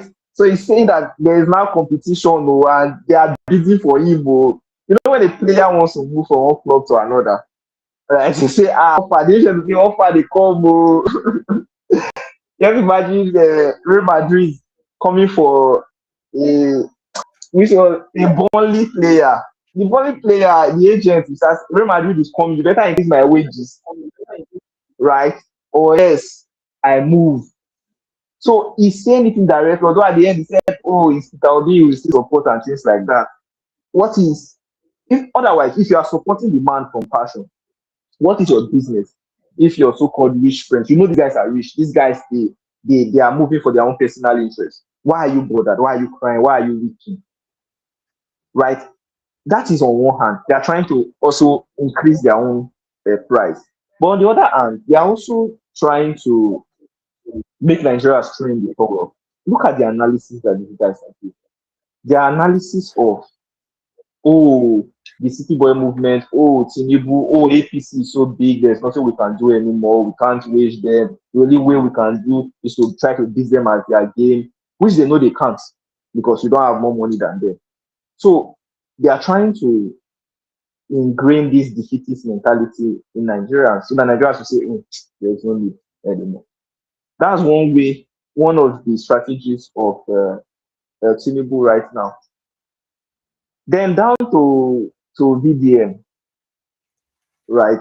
VDM is also playing the same card, and this is the same VDM who recently he got a 150 million donated to his what's it called? His charity by Burna Boy. Now, why I'm worried about VDM? Normally, I know just saying, so far, me just be do it. But why I'm worried is that when I see an activist, because he doesn't even call himself an activist, but when I see people like VDM, and I ask myself, what is their occupation? What do they do? What's their source of income? There's really none. If Shore, right, did not have Sahara reporters right now, I will be looking at Shore like, how you take they get by, how you take they pay for your flight tickets, how you take they move around, how you take they fund yourself, how do you keep going? You get my point? Because there are some kind of moves you will make. You know these moves are costly. All of us in this country, these moves are costly. How you take they fund down? But even beyond that, even if you not get occupation, but let's say you are funding it via goodwill, via donation. If you don't have a job, a steady source of income, it shows that you will likely compromise because you start chasing the paper, you start chasing the fund, and you will start receiving money from anybody and everybody. You start going to collect money that you're not supposed to collect. But that's why one of the reasons why Shore is different. Shore has Sahara reporters. He has built something. He has built an enterprise that not only has he built an enterprise that is capable of generating income, the enterprise, the act of generating income is also providing value. Sahara reporters should provide enormous value. But look, what is VDM source of income? So when I see people like that and they now begin to move sketchy and now begin to advise politicians to spend, I just know that these guys that are just positioning themselves, they saw the way 2023 went down. See, now and that's why I keep saying it, is we revolutionaries who are not moved by the money. Money went down in 2022, 2023. a lot of people realigned. As in when they see the kind of money where move, when they say somebody collect 50 million enter voice note, because he himself said it at 50 million. So the person say for airports, the person say donate 50 million or so. The person, they don't see the money again. Maurice Moye come out say he spent 40 million. Peter Obi spent 250 million for convention. They spent money just with 800 million for this, for court case. Aisha Yusufu, Nashe agent. You understand when you see those kind of money flying around. People are just positioning themselves for another round, another cycle in 2026, 2027, right? And VGM does not want to be left out, right? It's showing, the signs are showing. Because there's something Adeyeye said. He said that those who know better, right? He's not expecting something like this from those who know better. But the funny thing is that in my opinion, there are two types of people who know better. There's the ones who know better, then they try to guide those who don't know and who don't know better. Then there's the ones who know better, and because they know better, they take it upon themselves to exploit those who don't know. If say that everybody now when know what we know, now because say, oh, okay, let's sacrifice ourselves, our time, our effort, trying to conscientize and make people more conscious. So people just lose or say, God, 200 million mumu, according to Lagbaja sing that song that 200 million mumu, okay. Since I don't know, I guess it. Now exploit, we just exploit anywhere where we tap along the exploitation tree. Because in Nigeria, there is like an exploitation line. You understand? At the top of the line are these rulers. They are exploiting. So these guys who so-called know better, some of them, they try to tap in and take from the largest, right? So this is what we see happening. And there's nobody who does this these days more than this influencer, right? This is what they do. It's how they survive. Because they do not really offer much value. They don't offer value. So the next thing they do is to see how they can support these guys and explain. So it's just people repositioning themselves for 2026, 2027. Just that if the inconsistencies are showing, and over time it's beginning to show more and more on the side of VDM, right? And if only Nigerians, if we didn't have short memory, we'll be able to see that there's inconsistencies in what these guys have been saying. Somebody who's complaining about politicians and monetizing of elections, right, is now on another hand saying that politicians are just supposed to just spend money and buy everything. There's inconsistencies. It's not matching up. But many of us are moved by emotion. When we are moved by emotion, we don't really remember. We don't really think things through. We just look and say, oh, and we look at the emotion and we buy it and we swallow it. So otherwise, if it's so-called rattles you're thinking, they would have said, no, wait a minute, this doesn't make sense. Like Adeyeye said yesterday, was Adeyeye or you that said it? Yesterday, we were even saying that why this guy they spend money like this? Like it doesn't make sense. This monetization of the election, and you even said it can be extrapolated to be seen as vote buying. But now we are now even seeing a so-called VDA who is even saying that it should just it should go on Hinge and just splash the millions as much as possible. Anyways, I'll stop there for now.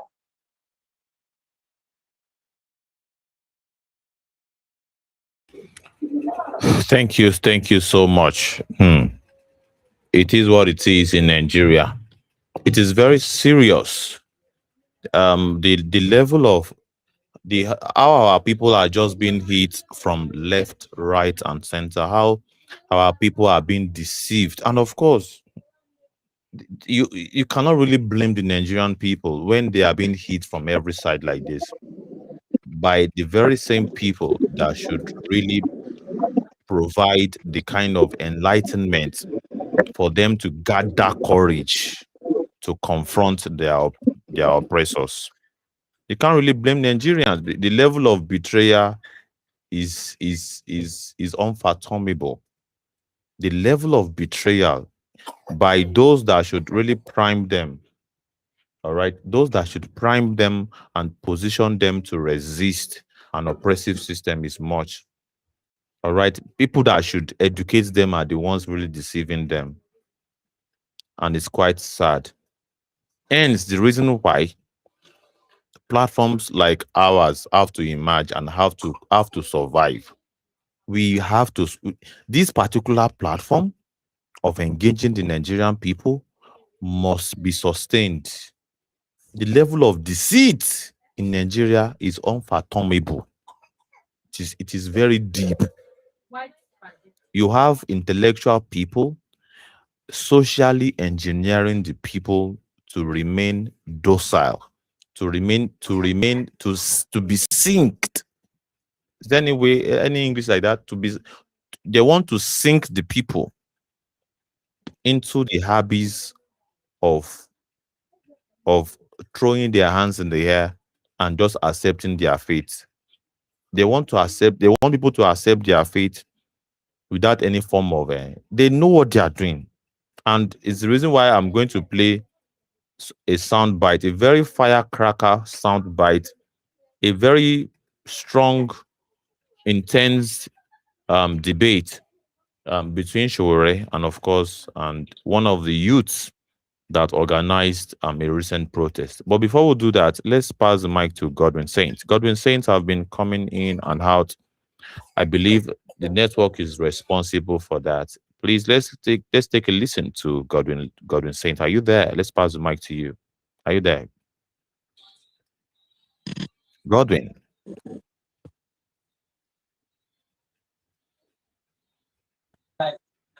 You're audible. Please proceed, Godwin. I'm audible now. Wow. Yeah, I was about saying you are audible, but I guess network was an issue. So while we wait for Godwin to reconnect back to us, let's play that intense argument. Politics comes in, and I'm glad that Peter is. That is where protest politics comes in, and I'm glad that Peter is talking about politics. And it was great to see politicians become protesters. They used to mock us, when in 2023 the Labour Party was rigged out of the election, and they were complaining to me. I said, "Go and protest." If Peter Obi had led a protest in 2023, we probably would have had a different outcome, because all his obedient members said they want to protest. You have to protest. Even the judiciary do listen to protest when they are making decisions. Judges are part of the society. But if you don't protest, you let them do whatever they want to do with regards to the outcome of the results. So now that they have realized that protest is necessary to fight for things, they're welcome. Even though, I don't like the fact that they only protest when it affects their interests, So let's pause it right there. Sowore is saying that even though it is a cause for concern when politicians only come out to protest only when it is matters that has to do with what will benefit them. They have refused to come and protest for matters that are not directly in their interest, or perhaps directly involving them or beneficial to them. But at least it's a welcome development that they had basically participated or want to use the tool that they have really, said doesn't work. And of course, if you have to look at it now, that the Senate have shifted ground, because for them to really issue out a statement that now we have already made provision for electronic transmission of votes. They have made that statement, meaning that they have shifted ground. Why did they shift ground? As a result of the pressures from the barricade. And it's very, very also very interesting that it was when Sowore got involved in the protest that the dynamics of that protest changed dramatically. That I find very proud, very profound. You can also join this conversation by using the link on your screen. If you type it correctly on your browser, you find yourself in the studio. And of course, you can also use the comment section. When you use the comment section, I'll be able to read from my side here. It will pop up in the studio and we'll read your comment loud and clear. All right. Thank you so much for using any of these channels of communication. We are streaming on 3 different platforms: on Facebook, Civic Space NG; on YouTube, Civic Space channel. If you want to search out on YouTube, just use the lowercase Civic Space, one word. You get to see us there. And of course, we are streaming on Liberation Chats on X. So thank you so much, everybody, for joining us. Let's pass the mic to Godwin. Godwin, are you there? You're welcome back again. I believe. So sorry about your network situation. So sorry.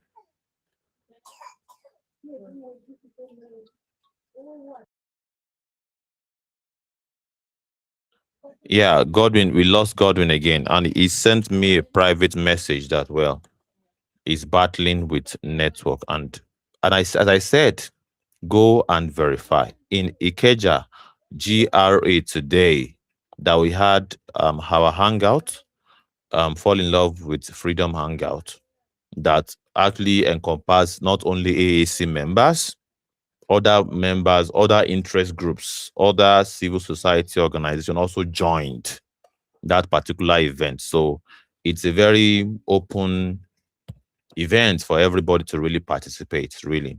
So, and yeah, there was no network in a place that is called Government Reserved Area in Ikeja. There was no Airtel network. It was terrible, terrible. All right. So if that can happen at Ikeja, at the center of the capital of Lagos, the center of excellence, that what do you think will happen in villages? The quality of internet. Please proceed, Godwin. Okay, good evening. Please, I hope I'm audible now. Yeah, you're audible now. Yeah, welcome The to the network, studio. Yeah, the you're network, welcome. You're welcome. the network has been dealing with me. This is what we have been talking about. So Yeah, if it wasn't the presence of bad governance, we shouldn't be experiencing this shit. So let me just yeah, go. absolutely. Let me just go straight to the point. I hear you have been talking about VDM and the rest. First of all, you should know that we the revolutionaries and VDM, We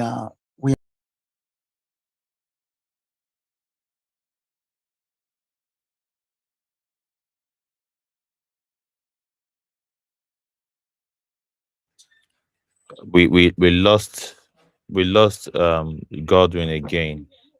We lost Godwin again, and of course, we would be happy to have him back.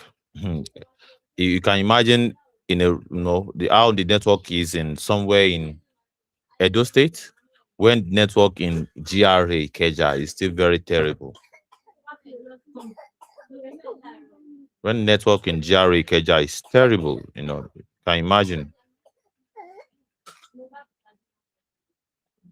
So that is it. Please feel free to participate on our program. The link is available for everybody to make use of. And of course, the conversation is very open for everybody. Are you an APC member? You can also participate in the discussion. Has anything jumped at you as an APC member? Have we said anything that actually triggers you as APC member? Feel free to really engage us. You can use 2 channels. You can come into the studio by using the link on your screen.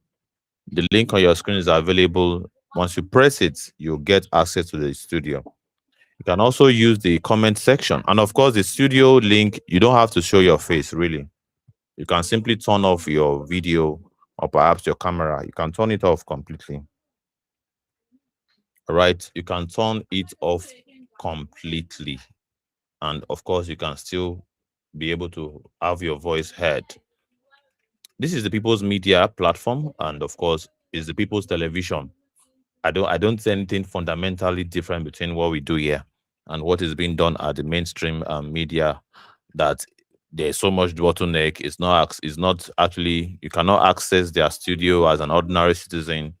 The whole thing is all a classist kind of situation. But this is a platform where everybody can basically have a voice. And we usually do this every 6 p.m. every day, 6 p.m. every day. We figured out that 6 p.m. evening time, people will be back from work, and of course they'll be more relaxed to speak after a day's work. We can't do this in the morning because everybody have one or two things that they will have to do to survive. So we have figured out that we have to do it 6 p.m. Nigerian time every day because there's so much to catch up with in Nigeria. So many things are happening every day. And of course, the propaganda machines, they are running agenda on an hourly basis. They do shift. The propaganda machine in Nigeria, all right, they are doing shift when it comes to propaganda, dishing out propaganda. And of course, those that people even consider as activists, as it turned out, they are also part of the propaganda machinery to really create this illusion that the current government in power, that people are saying that they are disagreed with their policies and their style of government. Everything about them has brought about hunger, starvation, hardship on the people. Now, the people they talk, not me. I am not just selling this idea. Based on statistics and data, all right, go compare the price of commodities in the market. Go compare the price of commodities in the market. Go price the amount of rice when APC took over power and the amount they are selling rice today. That is the kind of statistics that matters to me. I don't. GDP does not really matter to me because I know the kind of abracadabra that anybody can use GDP to cook up to manufacture performance when there's none. I am very much interested in the cost of data. How much people were buying data, internet, before APC took over power. How much they are buying it now. How much they are buying rice before. How much we are buying it now. How much we are buying gari before. How much they are selling gari now. How much they are selling palm oil, granite oil before and now. This is what I used to measure how much was rent when APC took over power and how much is rent today. These are my parameters for measuring performance. Every other statistics and analytics is all economic propaganda. All right? And of course, doesn't really make sense to the ordinary man on the streets. All right? And we are not interested in it. What we are interested in is our material reality. And with the look of things, APC has failed woefully. Anyone who has taste for quality would come to this conclusion, unless we want to deceive ourselves. But well, we on this platform, we are open to exposés. If you want to expose us, to certain data that is related to the everyday reality of the Nigerian people, we want to hear it. We are very open-minded here. So thank you so much, everybody. Use all our channels of communication. We are streaming on 3 platforms: Facebook, YouTube, and of course X. So let's continue with the video that is being played on the screen, where Sowore and Peter Randy engage in an interesting debate. And of course, we think we can extract 1 or 2 lessons from there. Let's take a listen. Personally, which makes it look like they're very selfish people. You want to see them protest for other things too. You want to see them protest for education, protest against fuel and that scarcity of fuel prices. The criminality in government will be consolidated on, and that is why for me, I'm pleading with everybody in opposition. We must unite at this point. Civil society, Nigeria, everybody must see how we can build areas of consensus and build bridges to work together. Imagine, a Nigeria where you can see maybe a Showore Senate presidency and an Obi or any other candidate presidency. Imagine people working together, finding common ground to work together, because all of these figures and things. Correct one thing Peter said. He was saying that, I want to see Nigeria Showore Senate presidency. No, Showore is not going to be a Senate president and Obi your president. It's Showore's presidency and Obi's retirement. I want to retire all the politicians who have put this country in the condition that it is today. And that's why I welcome them when they start protesting, because this is just their start. The people who are doing the heavy lifting in making the country are the ones who deserve to run and lead it, including Peter himself.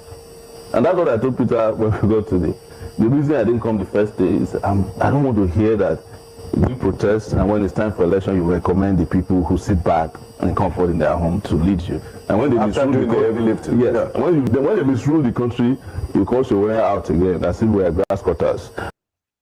I think this is quite profound for us to really analyze. Don't you think so? That we should really analyze this particular part and not just allow it to just play like that. But well, before we analyze it, let's pass the mic back to Godwin Saints. Godwin, are you there? Godwin, I believe you're back with us now. Are you back with us? Godwin? Oh, you're on top of your bike. No problem. All right. Please feel free to join us again. We're more than willing to pass the mic to anybody that picks the mic. And of course, we are very much, we appreciate the fact that people pick up the mic and speak on our platform. Thank you so very much. And to the 88 of us on all platforms, big shout out to all of us. All right, big shout out to all of us. And what have we been talking about? We've been talking about falling in love with freedom. Falling in love with freedom. And of course, can you say that our youths are in love with freedom when they are the very ones that will be used to go and protest, to go and face guns, to go and face so many things, all right? And of course, after facing all of those things, they will now recommend politicians that did not really participate in the struggle. For instance, in the electronic transmission of result from polling unit struggle, you barely saw any of your major politicians there. Many people would argue that Mr. Peter Obi was basically, he was bundled to the barricades, basically, because that is not his, that has not been his track record. He doesn't like protest, doesn't like protesting. But of course, well, we commend the fact that he came out, even though you can argue that it is for a selfish reason, because it's going to benefit from what would come out of that struggle, which is actually a point that you should have a reflection on. Right? And I believe it's all politicians that should reflect on this, really, that they should not really be so selfish about their own interest. They are so selfish. If the ordinary Nigerians are as selfish as the politicians are, Nigeria no go dey the way it dey. Based on many people's analysis, if Nigerian people are so selfish about what they want, if they are so selfish about free education, that they insist that their politician must sponsor qualitative free education at all levels, if they are selfish enough to hold their politicians accountable in providing security at all levels, both at the local level, state level, and federal level, if they are selfish enough to say, well, we no want to know how I want to take drum, we no want to know. Any politician we refuse to meet with this criteria, we carry and throw away. We know the joke. We are so selfish about what constitutes our agenda and our interest, and security is part of it. Education of our children is part of it, and qualitative at that. Qualitative, not just ruru awuye kind of education. A very thorough, qualitative education. if they are selfish about their health care, that under no circumstance should our health care be under budgeted. And of course, if there's a budget that is going towards healthcare, we want to know how the last kobo was spent, And of course, it has to reflect standard equipment and standard practice. If our people are that selfish, because politicians are very selfish, all they care about is their own, their self. If you think I'm lying, go and make your research about the salary structure and allowances of your politicians and compare it with other civil servants. Compare it with other professionals. When politicians are having a take home of over 20 million naira, a single senator, and a doctor barely makes $1 million. Doctor will they make $1 million in Nigeria. He must have, perhaps he's doing like 4-5 hospitals combined. Maybe perhaps is a consultant, or perhaps just normal doctor barely makes up to $1,000 in Nigeria. Barely. We have doctors that are making 300K, 200K in Nigeria for that much knowledge and impact on society. And it's just because politicians don't joke about their own salary structure. They make it work. But to make it work for the people, they would not flinch. And I think many people would say it's time for the Nigerian people to start becoming selfish about their own wants and agenda. If you are yet to follow us, please do that. If you are yet to subscribe to our channel, please do that. So, by and large, Peter Randy is suggesting here that you can imagine in Nigeria, because he did that very intentionally. Only a fool will assume that Mr. Randy did that. Mr. Randy did what he did out of just a mistake. He carefully structured that sentence, and he said it very fast, just to plant the seed inside the subconscious of the people, and to plant the seeds inside the subconscious of Sowore. And Sowore did not allow you to fly. Sowore, having been a sharpshooter and a very sound mind that he is, called that out. I am not going to be your Senate president. I am going to be your president. All right? You cannot have the best of you relegated to the back seat and appoint the worst of you, the unintelligent ones among you, to be your leaders. You don't do that. And of course, why are you also, and it also made mention to Peter Randy himself, that why will you struggle for something as a youth? Now you there outside, inside sun and rain, to struggle for electoral reform and electronic transmission of result from polling units to the collation center that is accessible, and all of us can view it as it is happening. You struggle for that, only for you to now recommend people who no struggle for them to lead. Does that even make any sense? It doesn't make any sense. And that is exactly what happened in NSAS too. Person will no follow us this street to struggle for NSAS. Now in the country, now in support benefit from the outrage, from the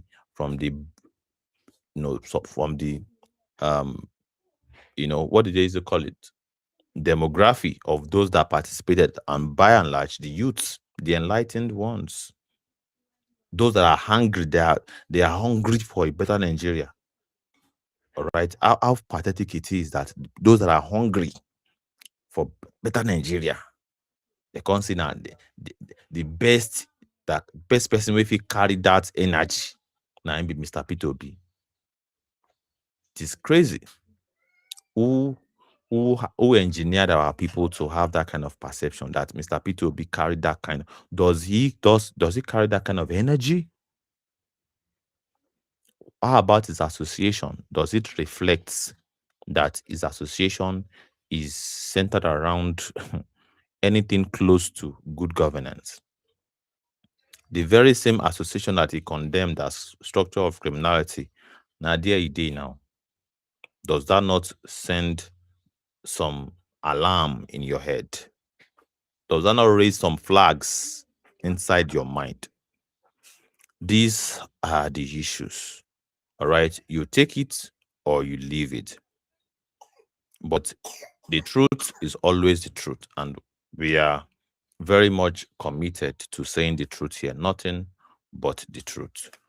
And of course, if you have someone, if you have a Showore who has always been on your side for time immemorial, it is a betrayal for you to now intentionally want to sideline and relegate him to oblivion when the very same politicians that have led you to this stage do not give a toss about you. It's a height of that kind of position or that kind of madness. It's very novel. All right, it's very novel, and I think Nigeria is basically reflecting this in a special way. All right, Nigeria is reflecting love for the very same people responsible for their ordeal in a special way. Let's pass the mic. Let me see if Godwin is still very much here. Are you still here, Godwin? Yeah, I'm here. I was on bike Okay. just now Yeah. to get Yeah. some Yeah. drugs. So, Yeah. Please. Sorry I'm about that. back. Hope you are doing well. I'm doing well. I'm doing well. I just have to All try right. my Sorry. best to be doing well. It's everywhere. It's everywhere. Yeah. Malaria.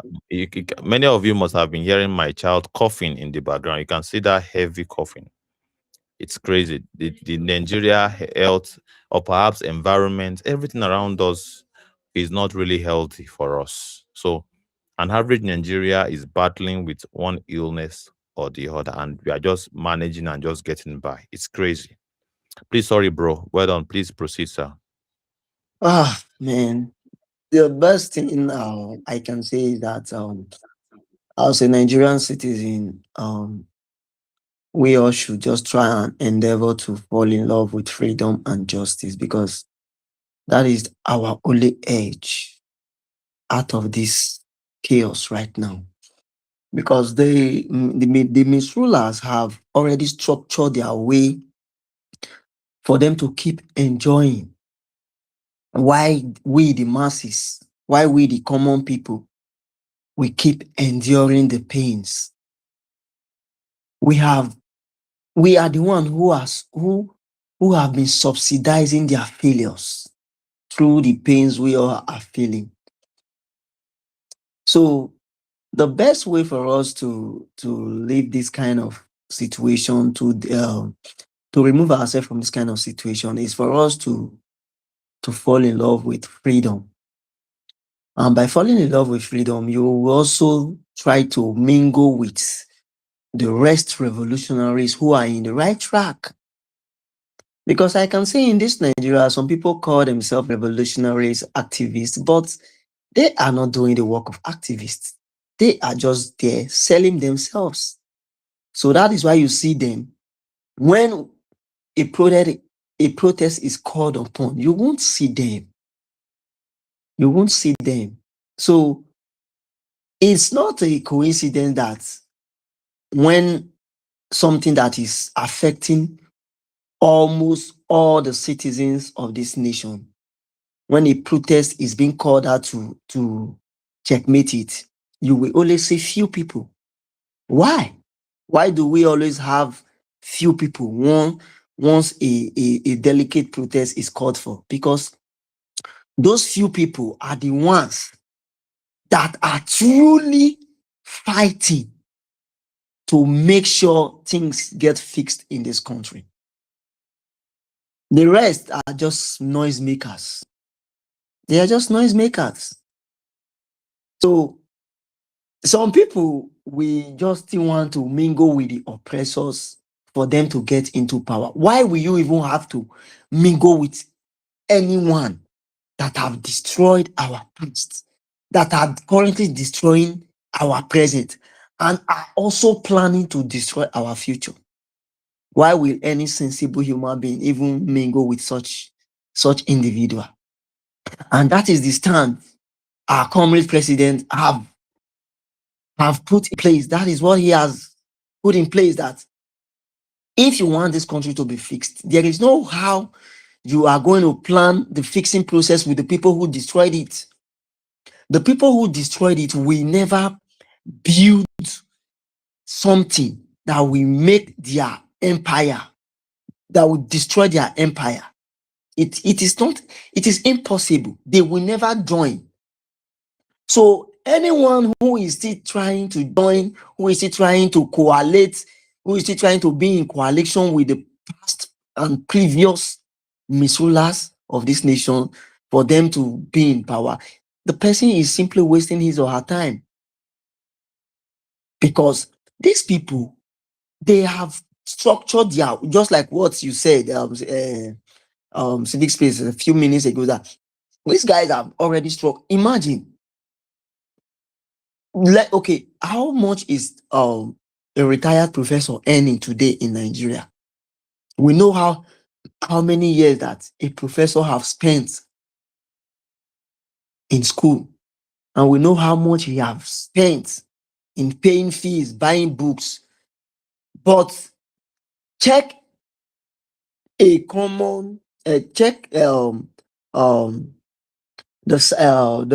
pension of an House of Rep, a senator, a governor with a professor. You will see that the gap is so much. The gap is so much. This gap, if this gap between the oppressors and the oppressed is not, we don't try to close it by, we are still going to continue lamenting, complaining, suffering, because the gap is actually too much. These guys don't even give a damn about us, whether we live or die. It's not their business. It's not their business. That's why just take a look at some of our brothers today who are joining this same party, who have become ambassador, this, that. They are just protecting their business. They have forgotten that their brothers and sisters are dying. Their mothers, their fathers are dying. They are interested in their business empire.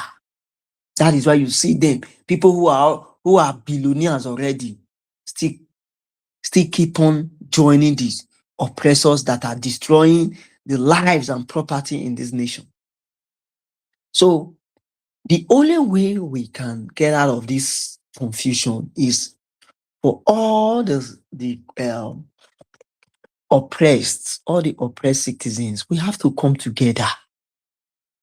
Let's form it's time to form a formidable voice, a formidable force, form a unity that cannot be broken. It is not time for us to go and be joining the past oppressors, the present oppressors, joining the other political parties that have no ideologies, the political parties that have brought this nation to ruins, that have brought ruins to this nation, that have brought this nation to our heels. As a sensible Nigeria, it is time for each and everyone to talk to ourselves. The people you are supporting, what do they even have to offer? What do you stand to gain at the end? Will your future be changed? Will your society be changed? Will your community be changed for the right transformation? That is what we should be asking ourselves. So I don't really see what is the gain of people joining the same oppressors that have destroyed us, that have destroyed our past, destroyed our present, and they are also destroying our future. How are they destroying our future? Many people don't even know. The loans that these guys are borrowing, who is going to pay it? Some of these loans that these guys are borrowing, they will not even be alive for these loans to be paid. Some of these guys that are borrowing this loan today will not even be alive when the upcoming generation will be paying dearly for it. They will not be alive. they will not be alive. Today now we are still hearing Abacha loot, Abacha loot. Abacha died in 1997, but the loot that he looted since then, we are still hearing it. We are still hearing about it up to today. 1997 till 2026, that's 19 years. After 19 years, we are still hearing about the loot of someone. That is the one we know. That is the one we hear. What about the ones we did not even know? So that is what these guys are also doing. These misrulers in power today. They are putting our nation in jeopardy. More jeopardy, more chaos. We are the ones who is going to responsible. We are the ones subsidizing their failures. And they are not even ready to fix anything. What these guys are ready, what these guys are happy about is just how they are going to win the next election. That's all what they know. How to win the next election, not how to make the nation work. Not how to fix electricity. Not how to fix the bad roads in this country. Not how to fix the health system, the healthcare system of this nation. Not how to fix the educational system of this nation. They are not even planning on how to give the citizens good drinking pipe-borne water. They are not ready. Just these common 5 things I mentioned, they are not even ready to fix it. And once these common 5 things I mentioned now, if these 5 things are in place in your community, you will not even bother of anything called electricity. You will not be bothering yourself of anything called quality education. You will not bother yourself of anything called quality health care. You will not bother yourself of bad roads. You will not bother yourself of anything called a poor agricultural system.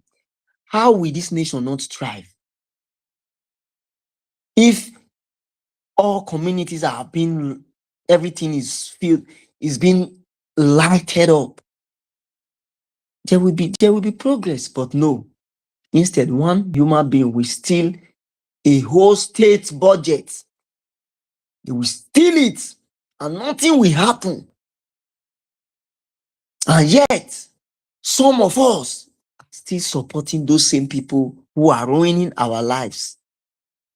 So how long are we going to sit aside and wait and watch why our lives are being ruined?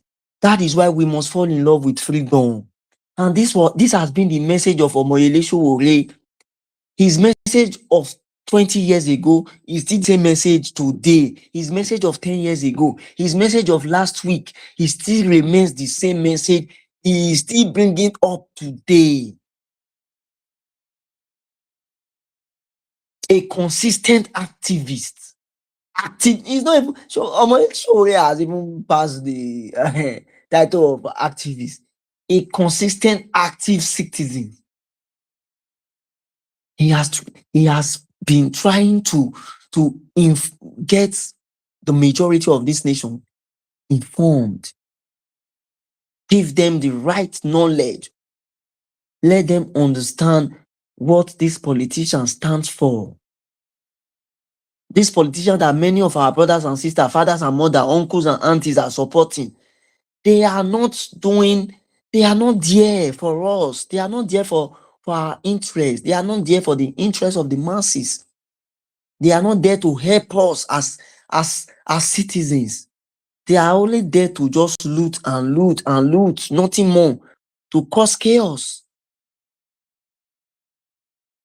In this same country, yesterday or today, I read in the Sahara report that bandits paraded almost 100 captives on a live video in Kwara. But DSS, the police, the army, they are blind to see those things. But they are always active when someone insults the incompetent president or an incompetent senator or an incompetent governor. They will be very active to pick up that person. But terrorists are having their feed day. They are doing anything they wish to do Terrorists posting live video. They cannot track them. DSS are unable to track them. The Nigerian army are unable to track them. The Nigerian police are unable to track them. But they are always active. When a common man speak against the tyranny of this government, we must keep on speaking no matter what. Even if it means you to stand alone and speak it and speak the truth, we must keep on speaking it. Because we have all seen that these people that are in power, they are not there for us. They are not there for us. Take a look at your surrounding. Take a look at your environment. Bad roads. No good quality education. Healthcare system is poor. Electricity is poor. Carbon water is poor. There is no, so what do these guys even stand to gain from all this wickedness that they are giving to us as rulers? Because they cannot be regarded as leaders. Real leaders lead with empathy and sympathy. But there is no empathy in the heart. There is no sympathy in the heart of these guys. How do these guys sleep in the night after all the evils they are perpetrated against the citizens they swore an oath to protect? To the citizens that they swore an oath to save. How do they sleep in the night after all the evils that they have committed against humanity in this nation? How do these guys sleep in the night? These guys are conscienceless. They don't have conscience. So it pains me when I see some of my fellow youth, some of my fellow citizens are still supporting these guys, all because of the little crumbs they are gaining from the tables of these oppressors. It pains me a lot. Seeing vibrant youth supporting ruiners, supporting the ruiners that have destroyed our past, destroyed our present, and also destroying our future. It pains me a lot. It pains me a lot. And we must fall in love with freedom. Falling in love with freedom is our only edge to escape from this chaos that these guys have brought upon us. Let me yield the mic. Thanks.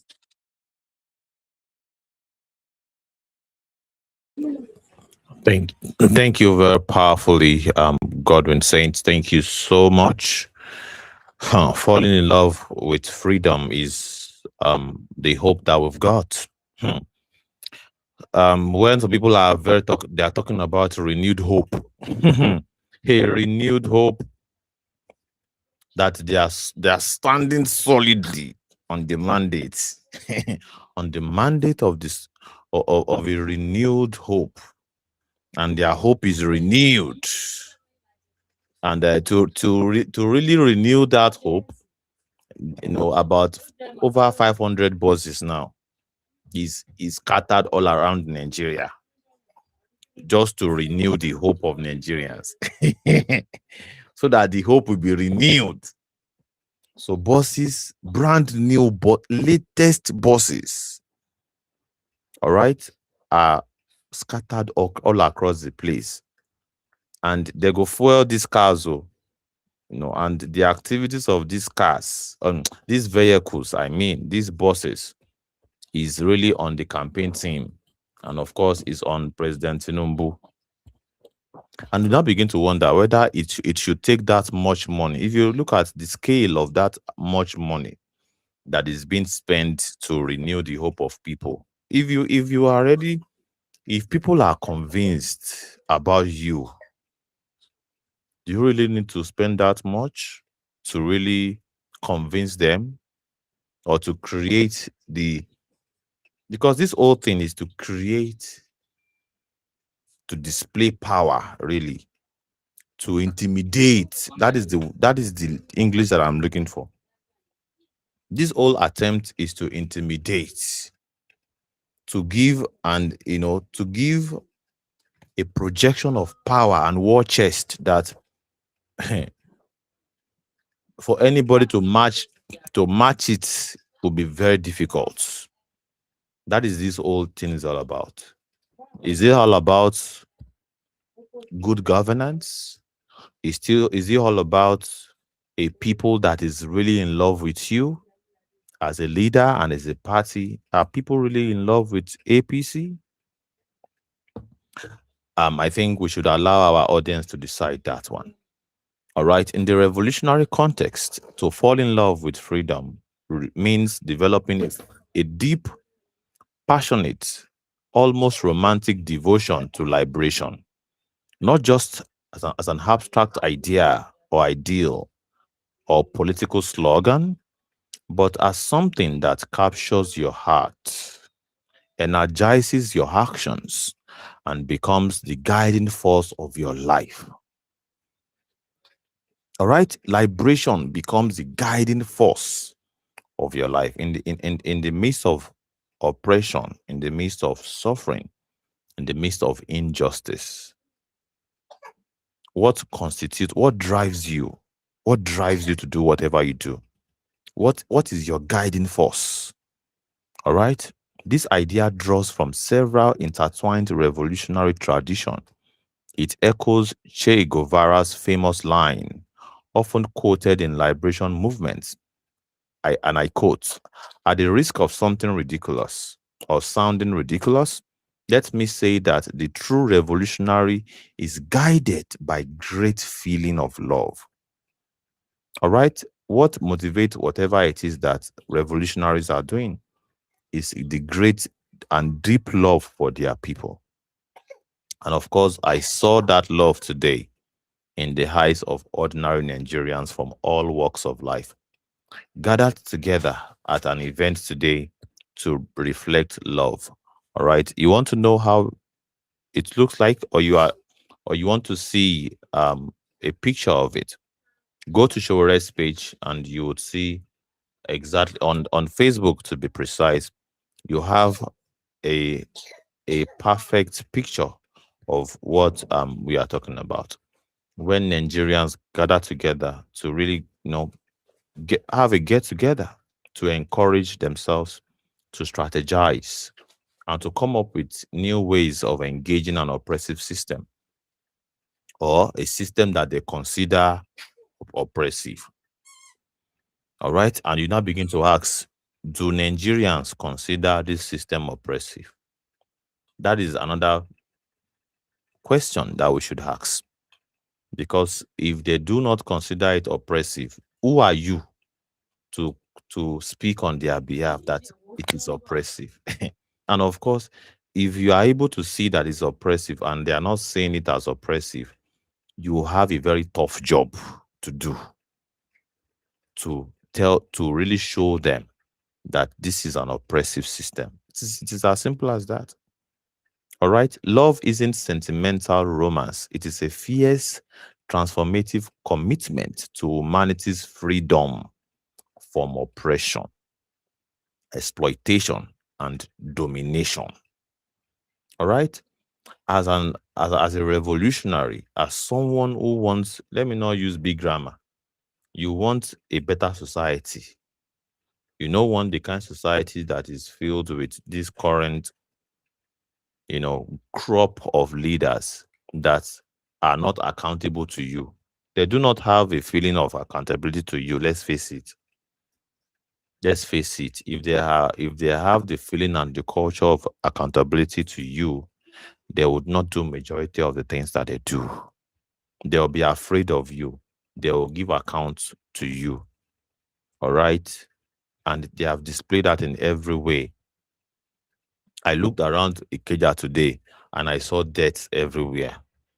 All right. You'll not be wondering where is the tax going into? Where are people paying tax, for crying out loud? There is no internet network, Airtel network in the whole of GRA Ikeja. You'll now be wondering, why are people paying taxes? If not to have agencies that should regulate and, checkmate the activities, the failure of the so-called telcos. It is what it is. There's no way you can make all of these things up. You can't make it up. It is there. Anyone can verify it. So when you have a government that would never provide security for you, and you have 100 plus people lives taken from them, untimely deaths that a very painful way to leave this world. All right, I don't have to go into graphic details.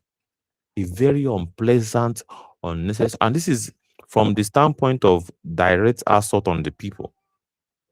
Just because there is no resistance, there is no security in the communities.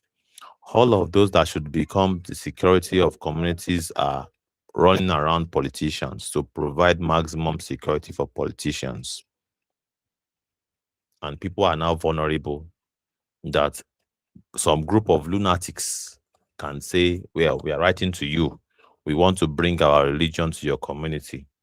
And if you say you do not want to do, that you are not interested, you are calling for trouble. We are coming with bikes in hundreds with AK-47 and magazine. And we are going to end as many lives as we can just to create a terror and for you to basically embrace what we are bringing to you by force. We are bringing it to you by force. Well, we have given you a choice. All right. If you had accepted what we are bringing, then there wouldn't have been killing.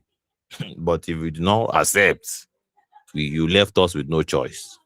And you have such mad, lunatic groups taking the lives of your people, and there's a government.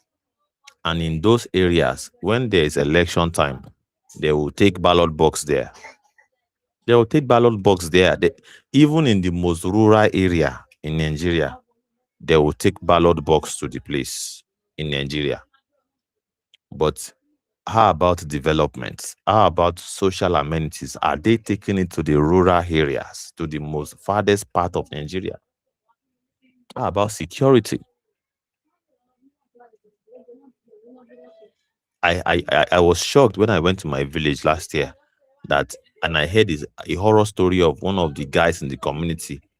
He took a Dane gun and shot dead his wife without any consequence, just because of a fight between himself and his wife. And he shot his wife dead. Why? There's no security, there's no justice. Nobody can hold him accountable. Nobody can bring him to justice. They just went to bury the woman and that was it. I shake my head, I cry. I cry for this country and I cry for that woman. Injustice thrive. And of course, this is some of the things that motivates and give us the necessary motivation for what we are doing. That well, let's just keep hitting this wall. Just sheer consistency will work. All right. If the water is dropping on a particular spot, it's just a matter of years. That water can dig a hole through a rock just by consistency of repetition. So what we believe is that maybe perhaps repetition would work out. All right. Repetition or perhaps enlightening our people using platforms like this to really, present a solid argument to our people. And there's means of getting into the studio, even though I do not want to take much time today. Today is Valentine's Day, really. And of course, we don't want to create a situation whereby we hold people to ransom or deprive them of their romantic dinner with their wife. It is 24 minutes gone past the hour of 9 p.m. from my side of things. And of course, I want to welcome everybody once again. I think if you can push this, till the top of the hour, that will mean we have just 2 more minutes. So let me quickly go through this write-up that I have here prepared.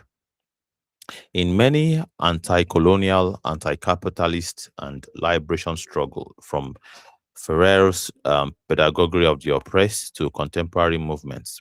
Freedom isn't just the absence of chains, it is the active creation of a world where people can live with dignity, self determination, and collective joy. To fall in love with it is to become emotionally invested in that vision so intensely that you are willing to sacrifice comfort, safety, or even life for it.